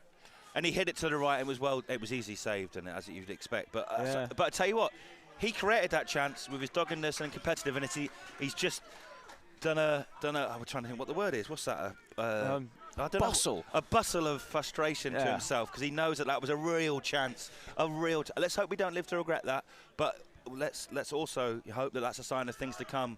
We might get more chances like that. And Reece Grego-Cox has put this team into the lead with a brilliant goal. So I'm not gonna hold. I'm not gonna, But he will, by his own admission, he would have normally scored that. And it was. Do you know what? I said it as he was running for own goal. It was. Anyone remembers a goal against Dorking when he ran through? I thought he was going to hit it first time and lob the keeper, but lack of, this is his first start for months. Lack of, maybe the fluidity and that just wasn't quite in him at that very precise moment, and it was just a simple save really for Max, not Max. Yeah, it wasn't the best, but he'll know Max that. Evans, sorry, it is Max. He'll know that though, and that will give him, if anyone, that will give him fuel, because he does not like losing. Definitely, and he'll know that the centre-backs will also be wary of his pace now. Yes, because exactly. obviously he intercepted a pass between the two centre-backs, and all of a sudden he was in. It was really well won, to be fair to him. So, yeah, just the final bit, and that would have been a lovely way to start this second half. With 6 minutes in, it's Hampton and Richmond Borough 1, AFC Totton 0, and so far so good. But AFC Totton have definitely shown flashes without having too many clear-cut chances. But it's very good play by the winger. Oh, that's brilliant! And he's played it back, and it's a shot. It's well saved. That is brilliant football by. Is it Batzelis? It's Christos Batzelis. Yeah. Batzelis. He is beat 3 Hampton players there. Brilliant wing, like old school wing play. Went down to the byline, cut inside. And it was a good save from Matt Rowley. He had to. It was close range. Well, I think it was actually a block from Alan Massey in the end. It might have been that as well. I think it may be maybe a combination of the two. Either way, it's a corner for AFC Totton, and the ball swings.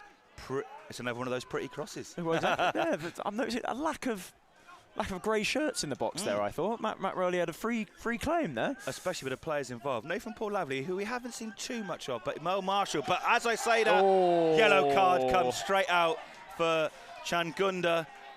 Nathan Paul Lavely is furious that he got pulled down there, because he had got the better of him, hadn't he? Paul? He knows it as well. He knows he's managed to get him on the half turn, was away, and just dragged back there by Changunda. Not to say that there are different types of fouls, but that's a good foul. Oh no, absolutely. And if it was the other way around, and 1-0, I would want Paul Lavely to do the same thing, and he would do the same thing. Oh, absolutely. But yeah, we got a dangerous free kick here, because let's not remember, this is how the first goal and the second and the best chance that wasn't the goal came. Harry Gardner, this time with a bit more of a up and at them towards the far post. Alan Massey wins the ball in the left wing position here. That's not a bad cross, and it's well blocked. And it's a corner for Hampton, leading by example, as he has done all season when he's been fit. Alan Massey there in unusually the left wing position, but yeah. Tries to swing across, and it's well blocked by, I think it was Changunda, wasn't it? God, he's everywhere, isn't he, Changunda? He's been very impressive, actually. Been very impressive. Him, Hodgson. I think Hodgson's been pretty good. Probably, if you're a AFC Totton fan, you probably want to see a little bit more of Scott Rendell. I know he's not going to be winning the ball all the time and doing loads of flashy stuff, but you'd probably expect to see a little bit more, wouldn't you, from him. Again, he's got the quality, and might be left to rue those words. But anyway, that's well headed clear by number 17, Declan Rose, not Declan Rice. Declan Rice was at the Football Supporters Association Awards last night, winning the Player of the Year, much deserved, for his efforts for Arsenal and England. I think there's no doubt about it. He's not born too far away from where I'm sat now in New Malden as well, and used to go and watch AFC Wimbledon when he wasn't playing football. Did he? Yeah. Obviously, he was at Chelsea originally. Yeah, of course. Rice. But yeah, well deserved. But Declan Rose, and the ball swings into the box. It's well blocked. Reece Grego-Cox was lining up for a volley, but it was well blocked. Nathan Paul Lavely doing well here in the opening stage of the second half. That's a lovely cross, and if that goes, it's hard to tell. That is a beautifully worked cross from Nathan Paul Lavely. What a ball that is, and you're crying out for a Fasamade Radari or a Grego-Cox. Yeah. I think maybe they weren't expecting Nathan Paul-Laverty to work that position or get that cross in. And again, a gamble there would have been nice, but again, it was a very good work. And Sam Deadfield picks the ball up. He's done very well in midfield today. The ball goes up to the right-hand side. Nathan Paul-Laverty shoots across goal, and it goes cleared. And I tell you what, AFC Tottenham are under the pump here, because it had to be. Reece Grego-Cox was just behind at the far post. Craig Fasamade looked like one of those two was going to tap into an empty net, but it was well cleared by the AFC Tottenham defender. I can't quite work out who it is, one of the smaller ones. But it might have been Hodgson back Hodgson, there. it was Hodgson, you're absolutely right. Dangerous here from Hampton. Very good, positive start. This is more like it. This is more like the Hampton we know and we saw early on in the season. Alan Massey's causing all sorts of mischief in there, and he won't win that time. And it's him and Rendell, those two war horses going level pegging. Sam Deadfield, great foul, proper foul, needed to be done. The referee might give a yellow for that, but he knew exactly what he was doing. A captain's performance from Sam Deadfield today. Match day attendance 329. That is the lowest of the season, I think, because I think we had 369 last week, which was the lowest. So, yeah, it's cold, it's wet, it's another Tuesday in December.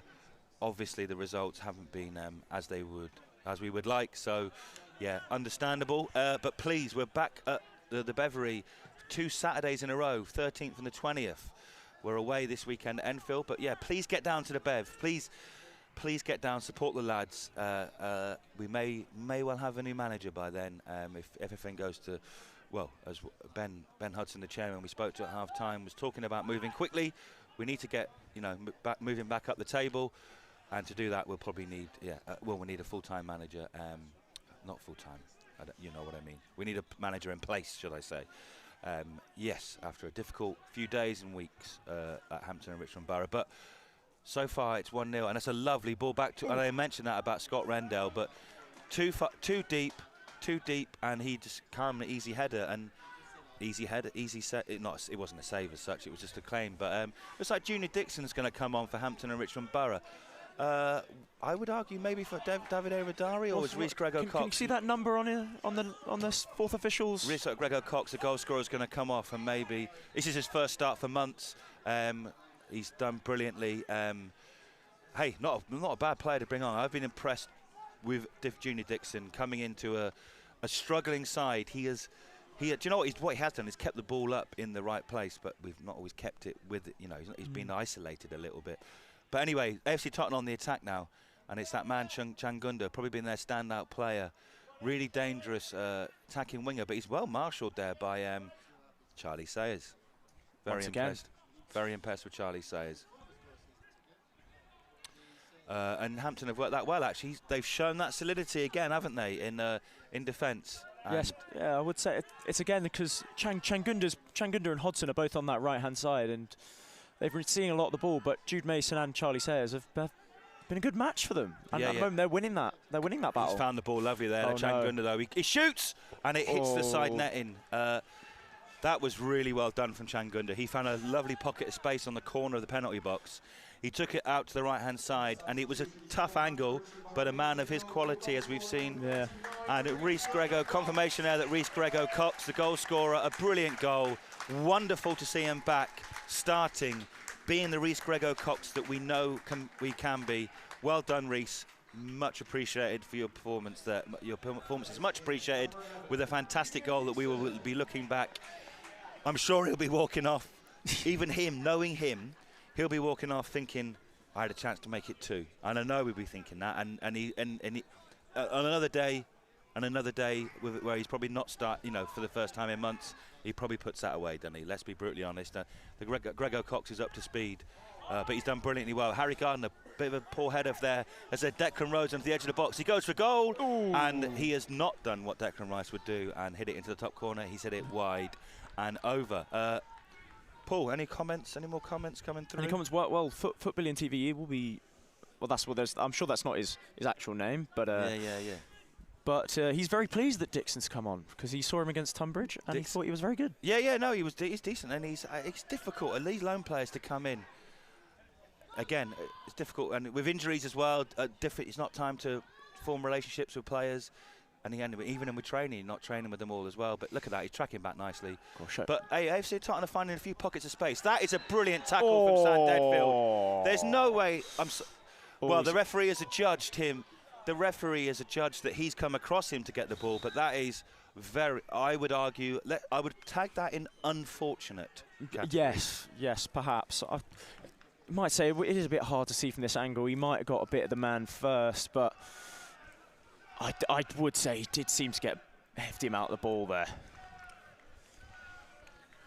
I mean, knowing what Hampton's luck has been like in recent weeks, there might be something coming from this, but hopefully not, because that was.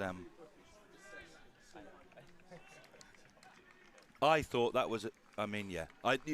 Hey, there's one man who's a lot closer than us, and there's a man that matters. It's the referee, isn't it? So. Absolutely, his decision is always right. Oh, there's another comment. Are we comfortable with this lead? That's an interesting question. Oh, hello. Charlie Sayer's got yellow card. Charlie Sayer's I'm guessing for his protestations. Potentially, and yeah, he's running on a tightrope at the moment.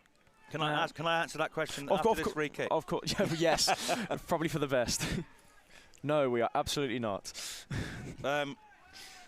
Because I nearly choked on a piece of chocolate then. Oh no, don't do that.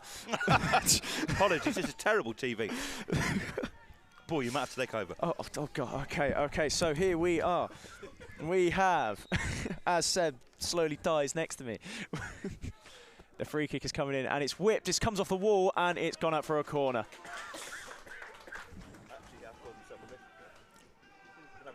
It was number 27 that took it. It was Craig Tanner with his left foot. Tried to whip that in the top right-hand corner from about 30 yards, but the wall did its job. Sorry.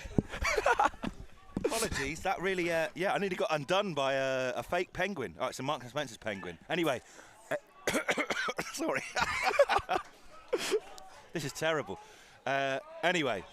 Thank you very much, Paul. Apologies for that. That's all right. That's all right. My eyes are watering. It's one of those ones, you know, when your eyes start watering as well, and you're like, oh no, that's when you know you're in trouble. Anyway, I'm back. Luckily for you, I'm still here, and for the next half an hour, I'm going to be calling the rest of this game alongside Paul, who's done very well there to jump in. Well, I nearly came a cropper from a M&S penguin. It was really nice, actually, to be fair. They are nice, I have to say. Got to say. Got to be careful about eating mine now. No, exactly. It's looks like AFC Tottenham are going to make a substitution in a minute. I'm quite sure what's going on here. AFC Tottenham want to make the substitution now. I don't know who's coming off. It looks like Ashford. Ashford. Interesting. Slightly surprising for me. I thought he'd been quite lively. Oh, I thought so, yeah. I have to say, they don't lack players with height, do they? Another tall man has come onto the pitch here. Malachi Linton, a brief spell at Yeovil Town, I do believe. That is, for those who don't know, I am born and bred Yeovil Town fan. Who have just actually obviously got the recently appointed Walton and Hersham manager, Billy Rowley. Oh, it's a lovely flick on from Junior Dixon towards Craig Fassamandi, who just couldn't quite control it. But look at the Junior Dixon, I tell you what, I can see that. There's an energy and tenacity about Hampton and Richmond Borough, which unfortunately, for whatever reason, has been absent certainly in the last couple of games. But yeah. Anyway, the best player I would say for AFC Tottenham, Chan Gunda, crosses the ball in again. It's gone to the back post towards Scott Rendell, and it's a shot for number 7. It's well blocked by Jude Mason. Massey hits it clear. Oh, there's a bit of a that was a bit dangerous there for Hampton, but now Hampton are on the break. Oh, that's not the worst ball in the world. He just put a bit too much swaz on it, I think. There. A bit too much swaz, bit too much sauce. Yeah, a bit too much sauce, but not the worst idea though, was it, to get it upfield quickly to Dixon? And Dixon is definitely, and again, I'm not casting aspersions on Reece Grego-Cox, but Dixon is definitely occupying that defence. He's a big lad, isn't he? He's a powerful runner as well. He's not slow. Yeah. He's a quick lad as well. Number 7, Clark, who's come into the game a little bit more in the it's fair to say AFC Tottenham are just trying to find their way back into this game, so Hampton might need to weather this storm ever so slightly. Edge of the box, number 17, Rose, hits it out towards Hodgson, who's been a little bit quieter in the second half. But one man who hasn't been quiet is Changunda. Again, he's the outlet for them. He shoots. It's low. It bounces out. It's Matt Rowley. Do you know what? It was a difficult shot because it bounced in front of him. The ball bounced out towards Scott Rendell. And I think the referee's given a free kick there. either for offside or maybe Scott Rendell went in too hard on Matt Rowley. I think he just gave him a lip, tried to go for the ball. Yeah, I don't think it was both hands on it. No, there's no malice in it. No. Just Hey, Matt Rowley, that's not a bad save, that, because it's a fizzing shot on a greasy surface, bounced up in front of him, and then he's got to recover. Nathan Paul-Lavely on the right-hand side. We're starting to see a bit more of him in this second half than we did in the first half. He's been well marshalled there, actually, to be fair, though, by the defender for... Batzelis. Batzelis, sorry, yeah, who probably had one of the best moments, the best bits of skill, and beat Dovey, some real old-school wing player, went down to the byline, cut inside. But anyway, Hampton and Richmond, but Davide Wadari should have done better there with a touch, and he's just conceded a foul, and he's probably going to get he's going to get a yellow card for that. A touch harsh. A touch harsh, I would say. It's either yellow or it's a foul. These things happen. A touch harsh. However, I would say that was a bit of a needless foul to do. Yeah. He lost. It all came about from his heavy touch. So he played himself into that, and then swung his leg at this referee, who has been quite... I'm trying to think of the word. He's not been shy to stop the game, I would say. I'm not saying he's not been too... I wouldn't say he's been fussy, but... He's the same one that sent off Jules twice last season. I'm rather being informed that he's the same referee that sent off Jules twice last season. So, yeah, I don't know. Maybe he was looking forward to... Likes getting the cards out. He likes getting the cards out. Let's just leave it at that, because don't want to say anything that gets me into trouble. But anyway, Davide Wadari tries to win a header. There's a bit of head tennis going on in the midfield positions now. But Joe Osler heads it. Fasamade heads it. There's about 7 headers in a row here. Sam Deadfield heads it. It's going to be another header. Junior Dixon heads it. Jude Mason on the left-hand side. It's just gone a bit too far. He's kept it in, though. But Changunda, I tell you what, he's a good player, him. Because he's not just good going forward. He's tracked all the way back there. And Harry Gardner now faces Declan Rose in midfield. Who tries to thread the ball through, but Alan Massey, right? That was textbook centre defender. He knew where that was going. Oh, it was beautiful. It's no nonsense. No nonsense, but you could see he was agile. He knew exactly where that was going to go, and it's one of the things that Massey did early on in the season. It was like that experience. He knows where the good footballers know where the ball's going to go. Strikers, know where the cross is going to come in. Alan Massey has played 600 odd games, I think, or something, and he knew where that ball was going to go and dealt with it very well. Very artistic in the way he got rid of that as well. But anyway, AFC Totton on the attack now. Charlie Sayers, less artistic, but certainly no less effective by getting the ball up the field there. But Changunda, again, this is the danger man, certainly for AFC Totton. He is causing problems. We are dealing with it quite well, but again, he tries to get the ball in the box, and it's one of those pretty crosses again. Yeah, he's done that a couple of times now. He's got a lot of space when he chops back onto his left foot. I don't know what his strong foot is. I would presume his left, but he hasn't really done much with it when he's cut back. Someone's got to try and win that header there, and they've just put the ball out in front of us. Harry Gardner there now, and Nathan Paul-Lavely in front of us. But what are we on now? Bloody hell, 69 minutes. Where's that gone? Where's that gone? We're having too much fun. Apart from when I nearly choked on an M&S Kit Kat, M&S penguin. It wasn't exceedingly good, that wasn't just any ordinary penguin. That was an M&S penguin. Is this where we go? Other penguins are available? No. Well, they are, but yeah, I would stick with them because that was a bloody nice penguin. Oh, fair enough. Charlie Sayers hits it towards Nathan Paul-Lavely. But yeah, 69 minutes gone. It's Hampton and Richmond Borough 1. We've got 20 minutes, 22, 23 minutes, I suppose, of injury time left. There's no doubt about it. AFC Totton have probably had a bit more territory and a bit more possession in the last 10-15 minutes, but without really threatening. A couple of ping-pongs at one point, but that's Changunda. That's a lovely cross. Oh, well held. But I tell you what, it's well held, and in this slippery surface and with the ball being wet, Max Rowley has held on to that. For a split second, it looked like it might just keep going out of his hands, but he's done well there, and that was well held because that was a low riser. That was I'd call that a fizzer. A fizzer, no, more of a fizzer than yeah. I mean, that is ridiculous. How's that not a foul? I don't know. In front of me.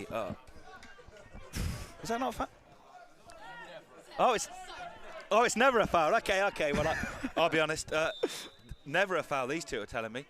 The keeper's done himself a mischief when he maybe landed awkwardly when he. I think might have been when he kicked the ball. Might have been when he cleared when he it. jumped up and landed, because he did jump very high. But anyway, we've got 20 minutes left of this intriguing game.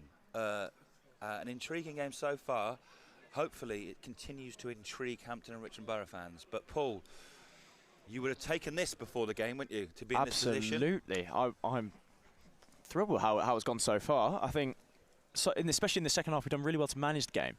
I think we've done really well to try and limit the AFC TOTTON chances. I think Changunda's been doing Changunda things on the right-hand side there, but other than that, I think we've limited them to very, very little. I think Matt Rowley's had very little to do. Yeah, and hopefully he can stay on. But yeah, Lucas Ziegler is on the bench.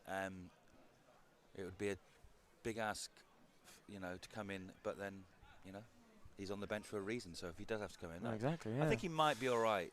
But I think, and again, I'm not for a second going to say that there's something untoward going on. But and again, we saw at the weekend, didn't we? Edison and the Man City keepers having substitutions. Not substitutions. That's the wrong word. Keepers having treatment. I mean, sometimes maybe they. Yeah, a little. But that, to be fair, he's walking a bit gingerly. So yeah. Yeah, I think he might have landed when he jumped so high to claim that ball from Changunda. But Nathan Paul-Laverty's tried to take a throw in. It didn't. Yeah, it's come out of his hand. It didn't actually go into play. So we got another bite of the cherry here, Nathan Paul-Laverty. Oh, well, he's done well there. He's thrown it in between. Oh, he's done well. He's won the ball back from the receiving header, and he's cutting through on goal. Ooh. Great tackle from Changunda. Probably being the best player on the pitch, I would say. I couldn't even tell you where he's playing because he's just playing every. Oh no, it's a mistake from Massey. And number 11's through on goal. He shoots. It's well held. Now, yeah, it's a slip from Massey. Doesn't matter. Didn't come to anything. Number 11, Linton, Malachi Linton, was through on goal, but it was pretty tame effort, really. It was pretty similar to Reece Gregor-Cox, wasn't it? Straight at the keeper. Well, Nathan Paul-Laverty wins the ball on the right-hand side. We got Craig Fasamade. Is going to lay it up to Junior Dixon, who takes a touch. Oh. Great shot. Great block from David Hodson. Jude Mason on the left-hand side now. The game is starting to get a bit stretched, and Sam Deadfield swings the ball in. It just goes headed away. Harry Gardner picks the ball up. He's playing slightly deeper, I would say. He's been quite disciplined today, I've thought. I think I think that has made him a bit more effective. Jude Mason brings the ball towards Davide Radari, who's going to get done for a foul there. Oh no, I think it's offside. Offside. Oh, offside and but either way, offside, foul, whatever. But I tell you what, it's a good game. Good game this, and who's to say what delights are in store for the last 18 minutes or so. But Hampton and Richmond Borough are currently in the lead and have been in the lead since the 41st minute, wasn't it? Yes. Because your golden goal didn't come in. My golden goal did not come in, but that's fine. I don't mind if it doesn't come in, if it means that Hampton and Richmond Borough win this. But anyway, Batzilis, who obviously he's been quite dangerous, lays the ball towards Linton, who then hits the ball out towards Clark. Someone needs to get out to block the cross. The cross comes in, far post. Oh, who's that? That is a brilliant header from Charlie Sayers. Brilliant header from under the post. It needed to be. Brilliant. And Craig Fasamande's got the ball now. He's given the ball away. That's dangerous.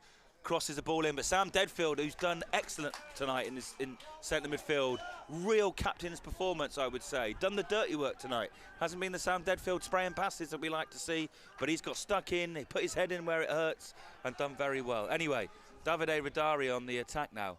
The game is getting stretched, isn't it? It's going down from one end to the other at the moment. Definitely. I think AFC TOTTON are really pushing here to try and get an equaliser, and they're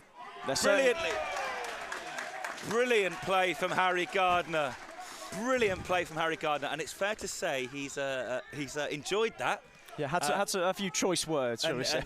He's basically tackled Batzilis, and then the ball's come straight off Batzilis for a throw-in for Hampton, and Harry Gardner's made his satisfaction known. Let's just say that. He's told him to go away. Oh, hello. Number substitution now for Hampton and Richmond Borough. Jude Mason's come off, and I believe looks like a wing-back change. That's not a bad substitute to bring on, is it? Looks like both sides.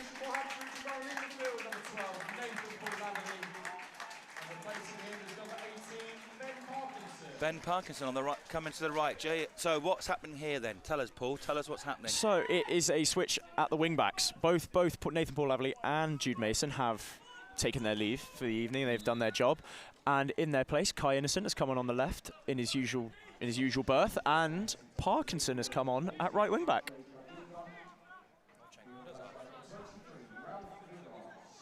Hang on, did you say Changunda? I was just taking off Changunda. Changunda's time off. I mean, wow. I mean, Vigas has come on. Well, we were too busy. Anyway, you were telling us about. Tell us about the wing backs. Oh no, I was just about done telling us about the wing backs. Yeah, you were. But Changunda going off, that is surprising. We haven't had. We've said nothing but praise. I know. I don't know. Hey, being a manager is a very tough business, as we well know. And yeah, Jimmy Ball has done brilliantly. But Vigas probably score now. From a Hampton and Richmond Borough perspective, I will take that substitution all day long. That's all I'm going to say. Dominant going forward, brilliant in defence. Probably being the best player on the pitch, I would say. And that's no slight on Hampton. I think he's good. Looked effective and important in pretty much everything he's done. But absolutely, he's off the pitch, which, from a Hampton and Richmond Borough perspective, with 14 minutes to go, I am made up with. So silently celebrating at the table, just give it a but little fist bump. Let's not get to, like you said, we could be sat here now and in a minute. It could be the best substitution that Jimmy Ball has made. You know, like I said, everyone has an opinion on football, and everyone, you know, and again, he may well have a knock. He may well have run his race. His stats may show that he's, you know, again, this is the thing now, isn't it? We can see how long the players and how, you know, players have run with all the what they call not the GoPros. That's the camera. I'm getting my things mixed up. They wear these like sports bra type things with a like GPS in the back. GPS, so you can tell how, you know. And sometimes players reach a certain point where it does hit the limit. But anyway, it's a good move, a good football there, and Batzilis on the left-hand side crosses the ball lovely towards Scott Rendell, and that's Charlie Sayers again. I was going to say, guess who's there again? It's Charlie Sayers. Him. He's probably the best player on the pitch now that Changunda's gone off, and actually probably not a million miles away. Fasamade has done really well, and Dixon's got the legs on Cordner here. Dixon's got the legs. He's got time to take him on. He's going to cut inside into the box. Go on, Dicko. He shoots. Oh, it's a great save. Great save. Fasamade on the edge of the box. That was a chance. Well done, Junior Dixon. He's done well there. It's well. Sam Deadfield on the edge of the box. Tries to find a pocket of space. He's looking for someone to pass to. Gardner's screaming for it. Yeah. Hampton and Richmond Borough on the attack. That was a chance, a real chance for Hampton and Richmond Borough to maybe take the game a little bit beyond AFC Totton.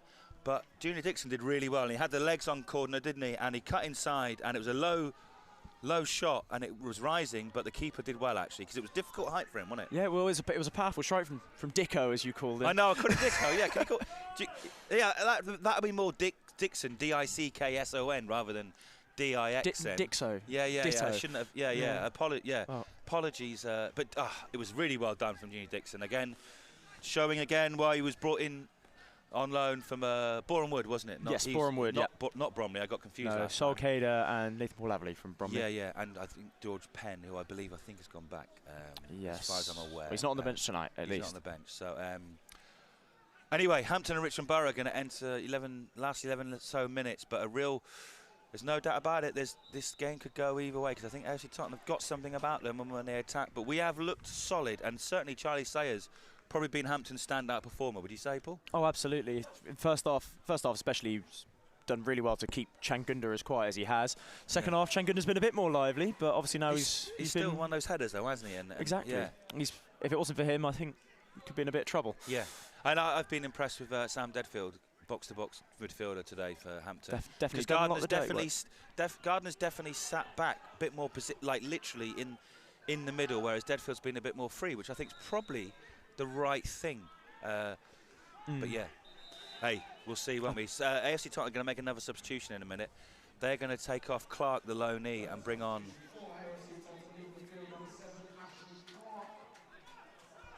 looks like Tony Lee. Gloves and short sleeves from Tony Lee. It's a cold night, and we have been able to visibly see the breath of the players, and I'm starting to get really cold now. Thankfully, Paul got me a lovely cup of tea at half-time, so I feel less cold. He did also get a biscuit that nearly killed me, so we can't have them all. But anyway, on the attack, Ben Parkinson here. Big moment for him, I would say. Important moment for him. Fasamade, good football. Parkinson, done well. Lovely, that's nice feet from Parkinson. Oh. Gardner, I mean, that looked like it might have, I think that was it. Gardner's appealing, but yeah, nice feet from Parkinson there. You know, the young lad. I think it's his second or third appearance. Yeah, I've only seen him a couple times. He often comes Jules on. had good things to say about him, and but yeah, he's got a lot to do in the remaining minutes of this game. Offside, an important. Again, Parkinson has played him offside there. Well done, Ben. 10 minutes to go. Hampton and Richmond Borough have been in the lead for 40 minutes of this game. Being in the lead's not been something that we've been able to do for quite some time. Dover away was the last game, which, well, I tell you how long ago that was. I was wearing a T-shirt. That was on, game. I want to say, early September. It was unseasoned. It was the day before my birthday, Saturday the 20th of September. So Hampton and Richmond Borough not used to being in the lead, but to be fair, they have, in recent times, should I say, they have managed this game pretty well, but Harry Gardner's lost the ball there, and he is going to want to get that ball back, but he's going to have to because Bat Zealis is on the attack. This is dangerous. Scott Rendell lays the ball out to the right wing. And Hampton are going to have to dig in now. Innocent, who's just come on. Passing the ball about a little bit nicely, and that's a nice cross into the box, and it's a free header. But it was a little bit too high from him. And number 10 there, was it Lee? It's Tony Lee, who's only just come on. Tony Lee, who's only just come on, a bit rusty, little bit high.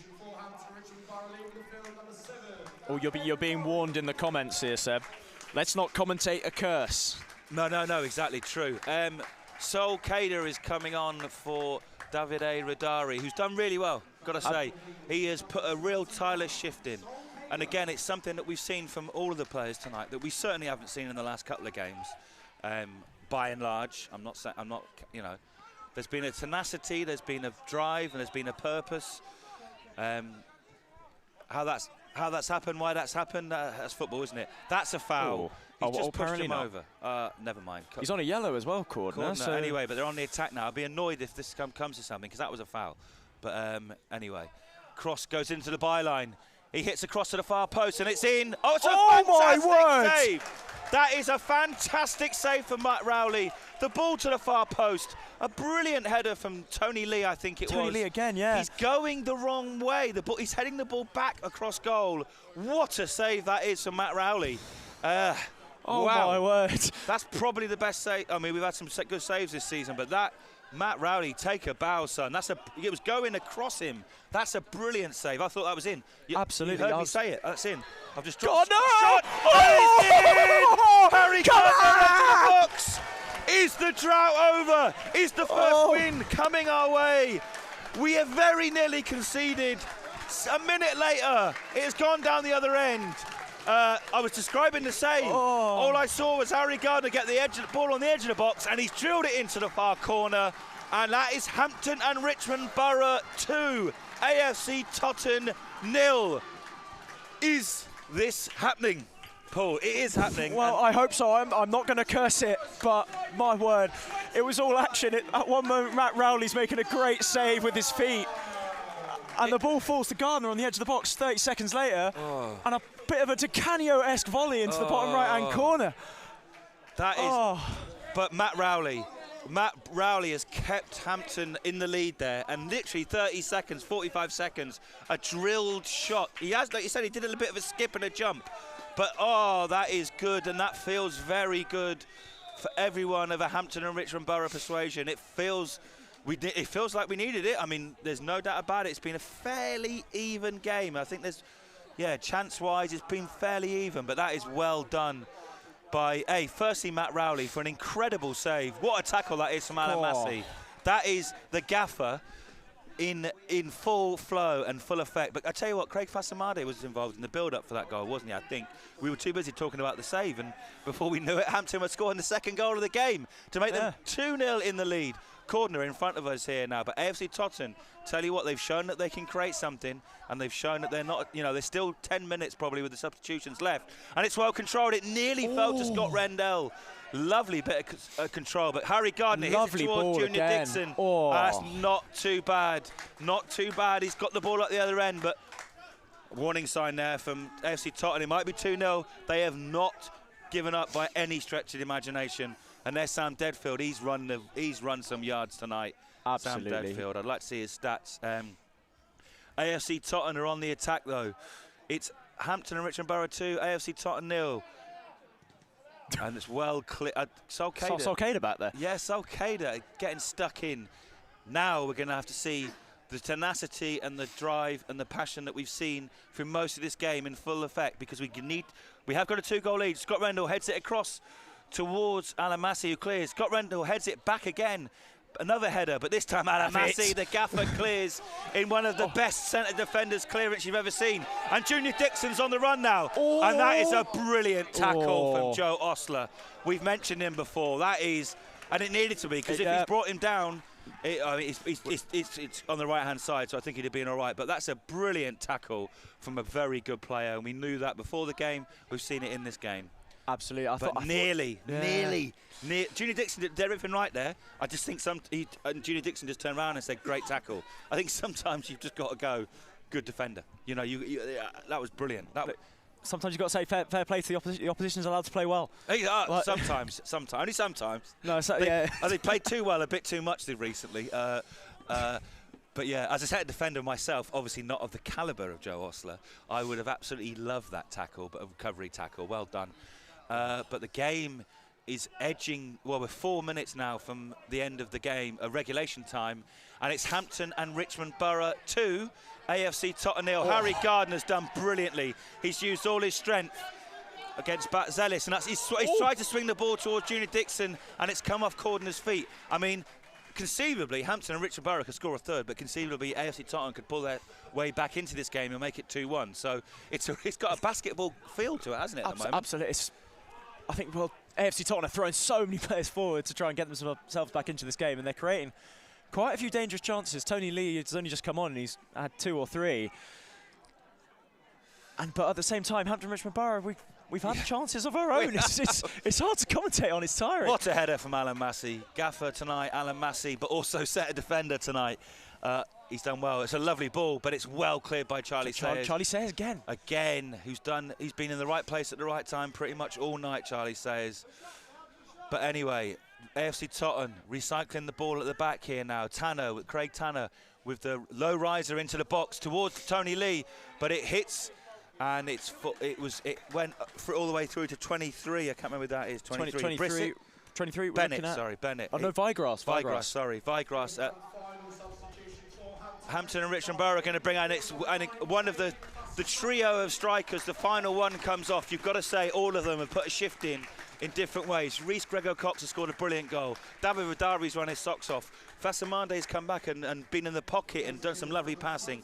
He's coming off for Carlos Richards now with 3 minutes left of regulation time. Probably another 3 or 4 minutes with the substitutions and the goals.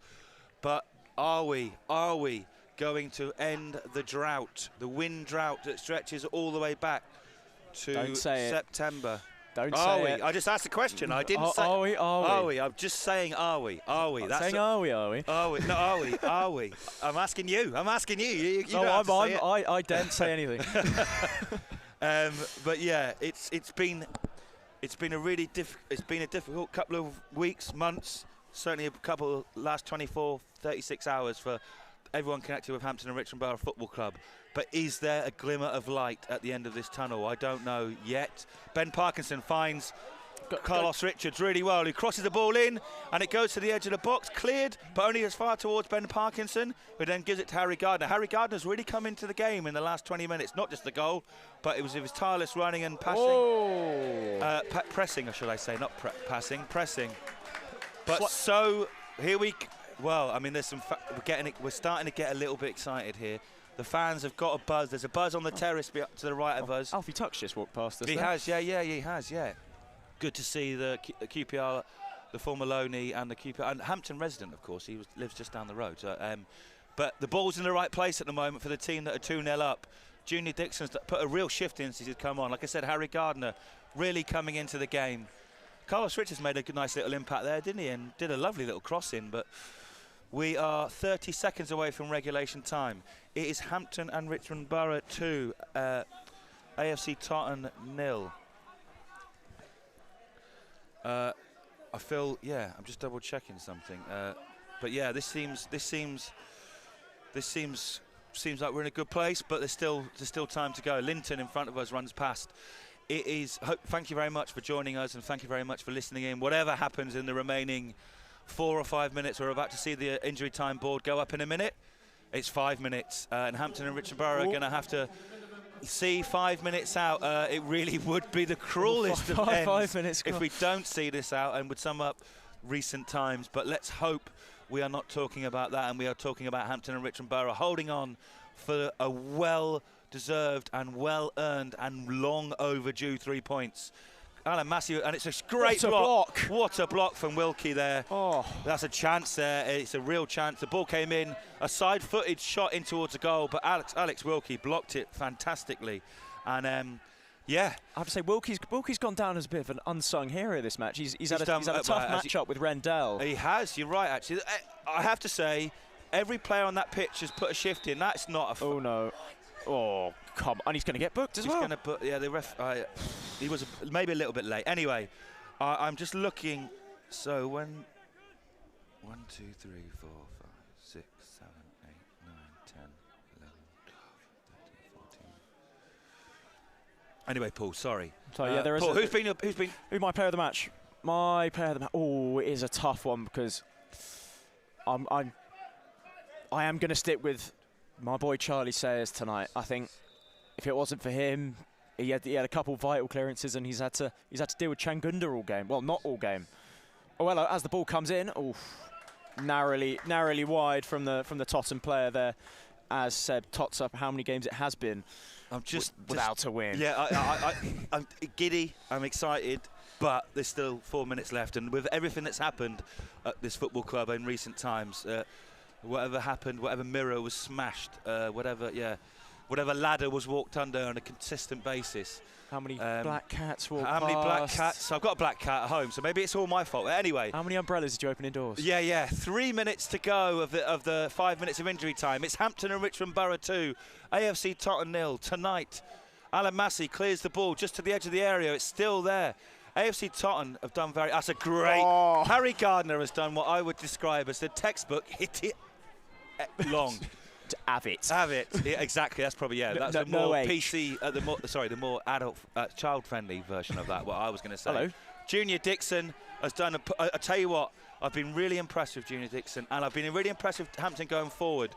We've not seen this in recent games. Certainly the last couple, for sure. He's been really good at holding the ball up. He has. Dixon. Innocent lays it back into Solcader, but it's cleared away by AFC TOTTON. That'll do. But now 2.5 minutes left of this intriguing and certainly pulsating last 25 minutes.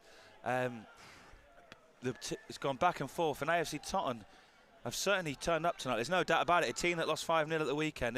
They have put a shift in, and they have battled and battled. But Hampton and Richmond Borough have been clinical at the most important times.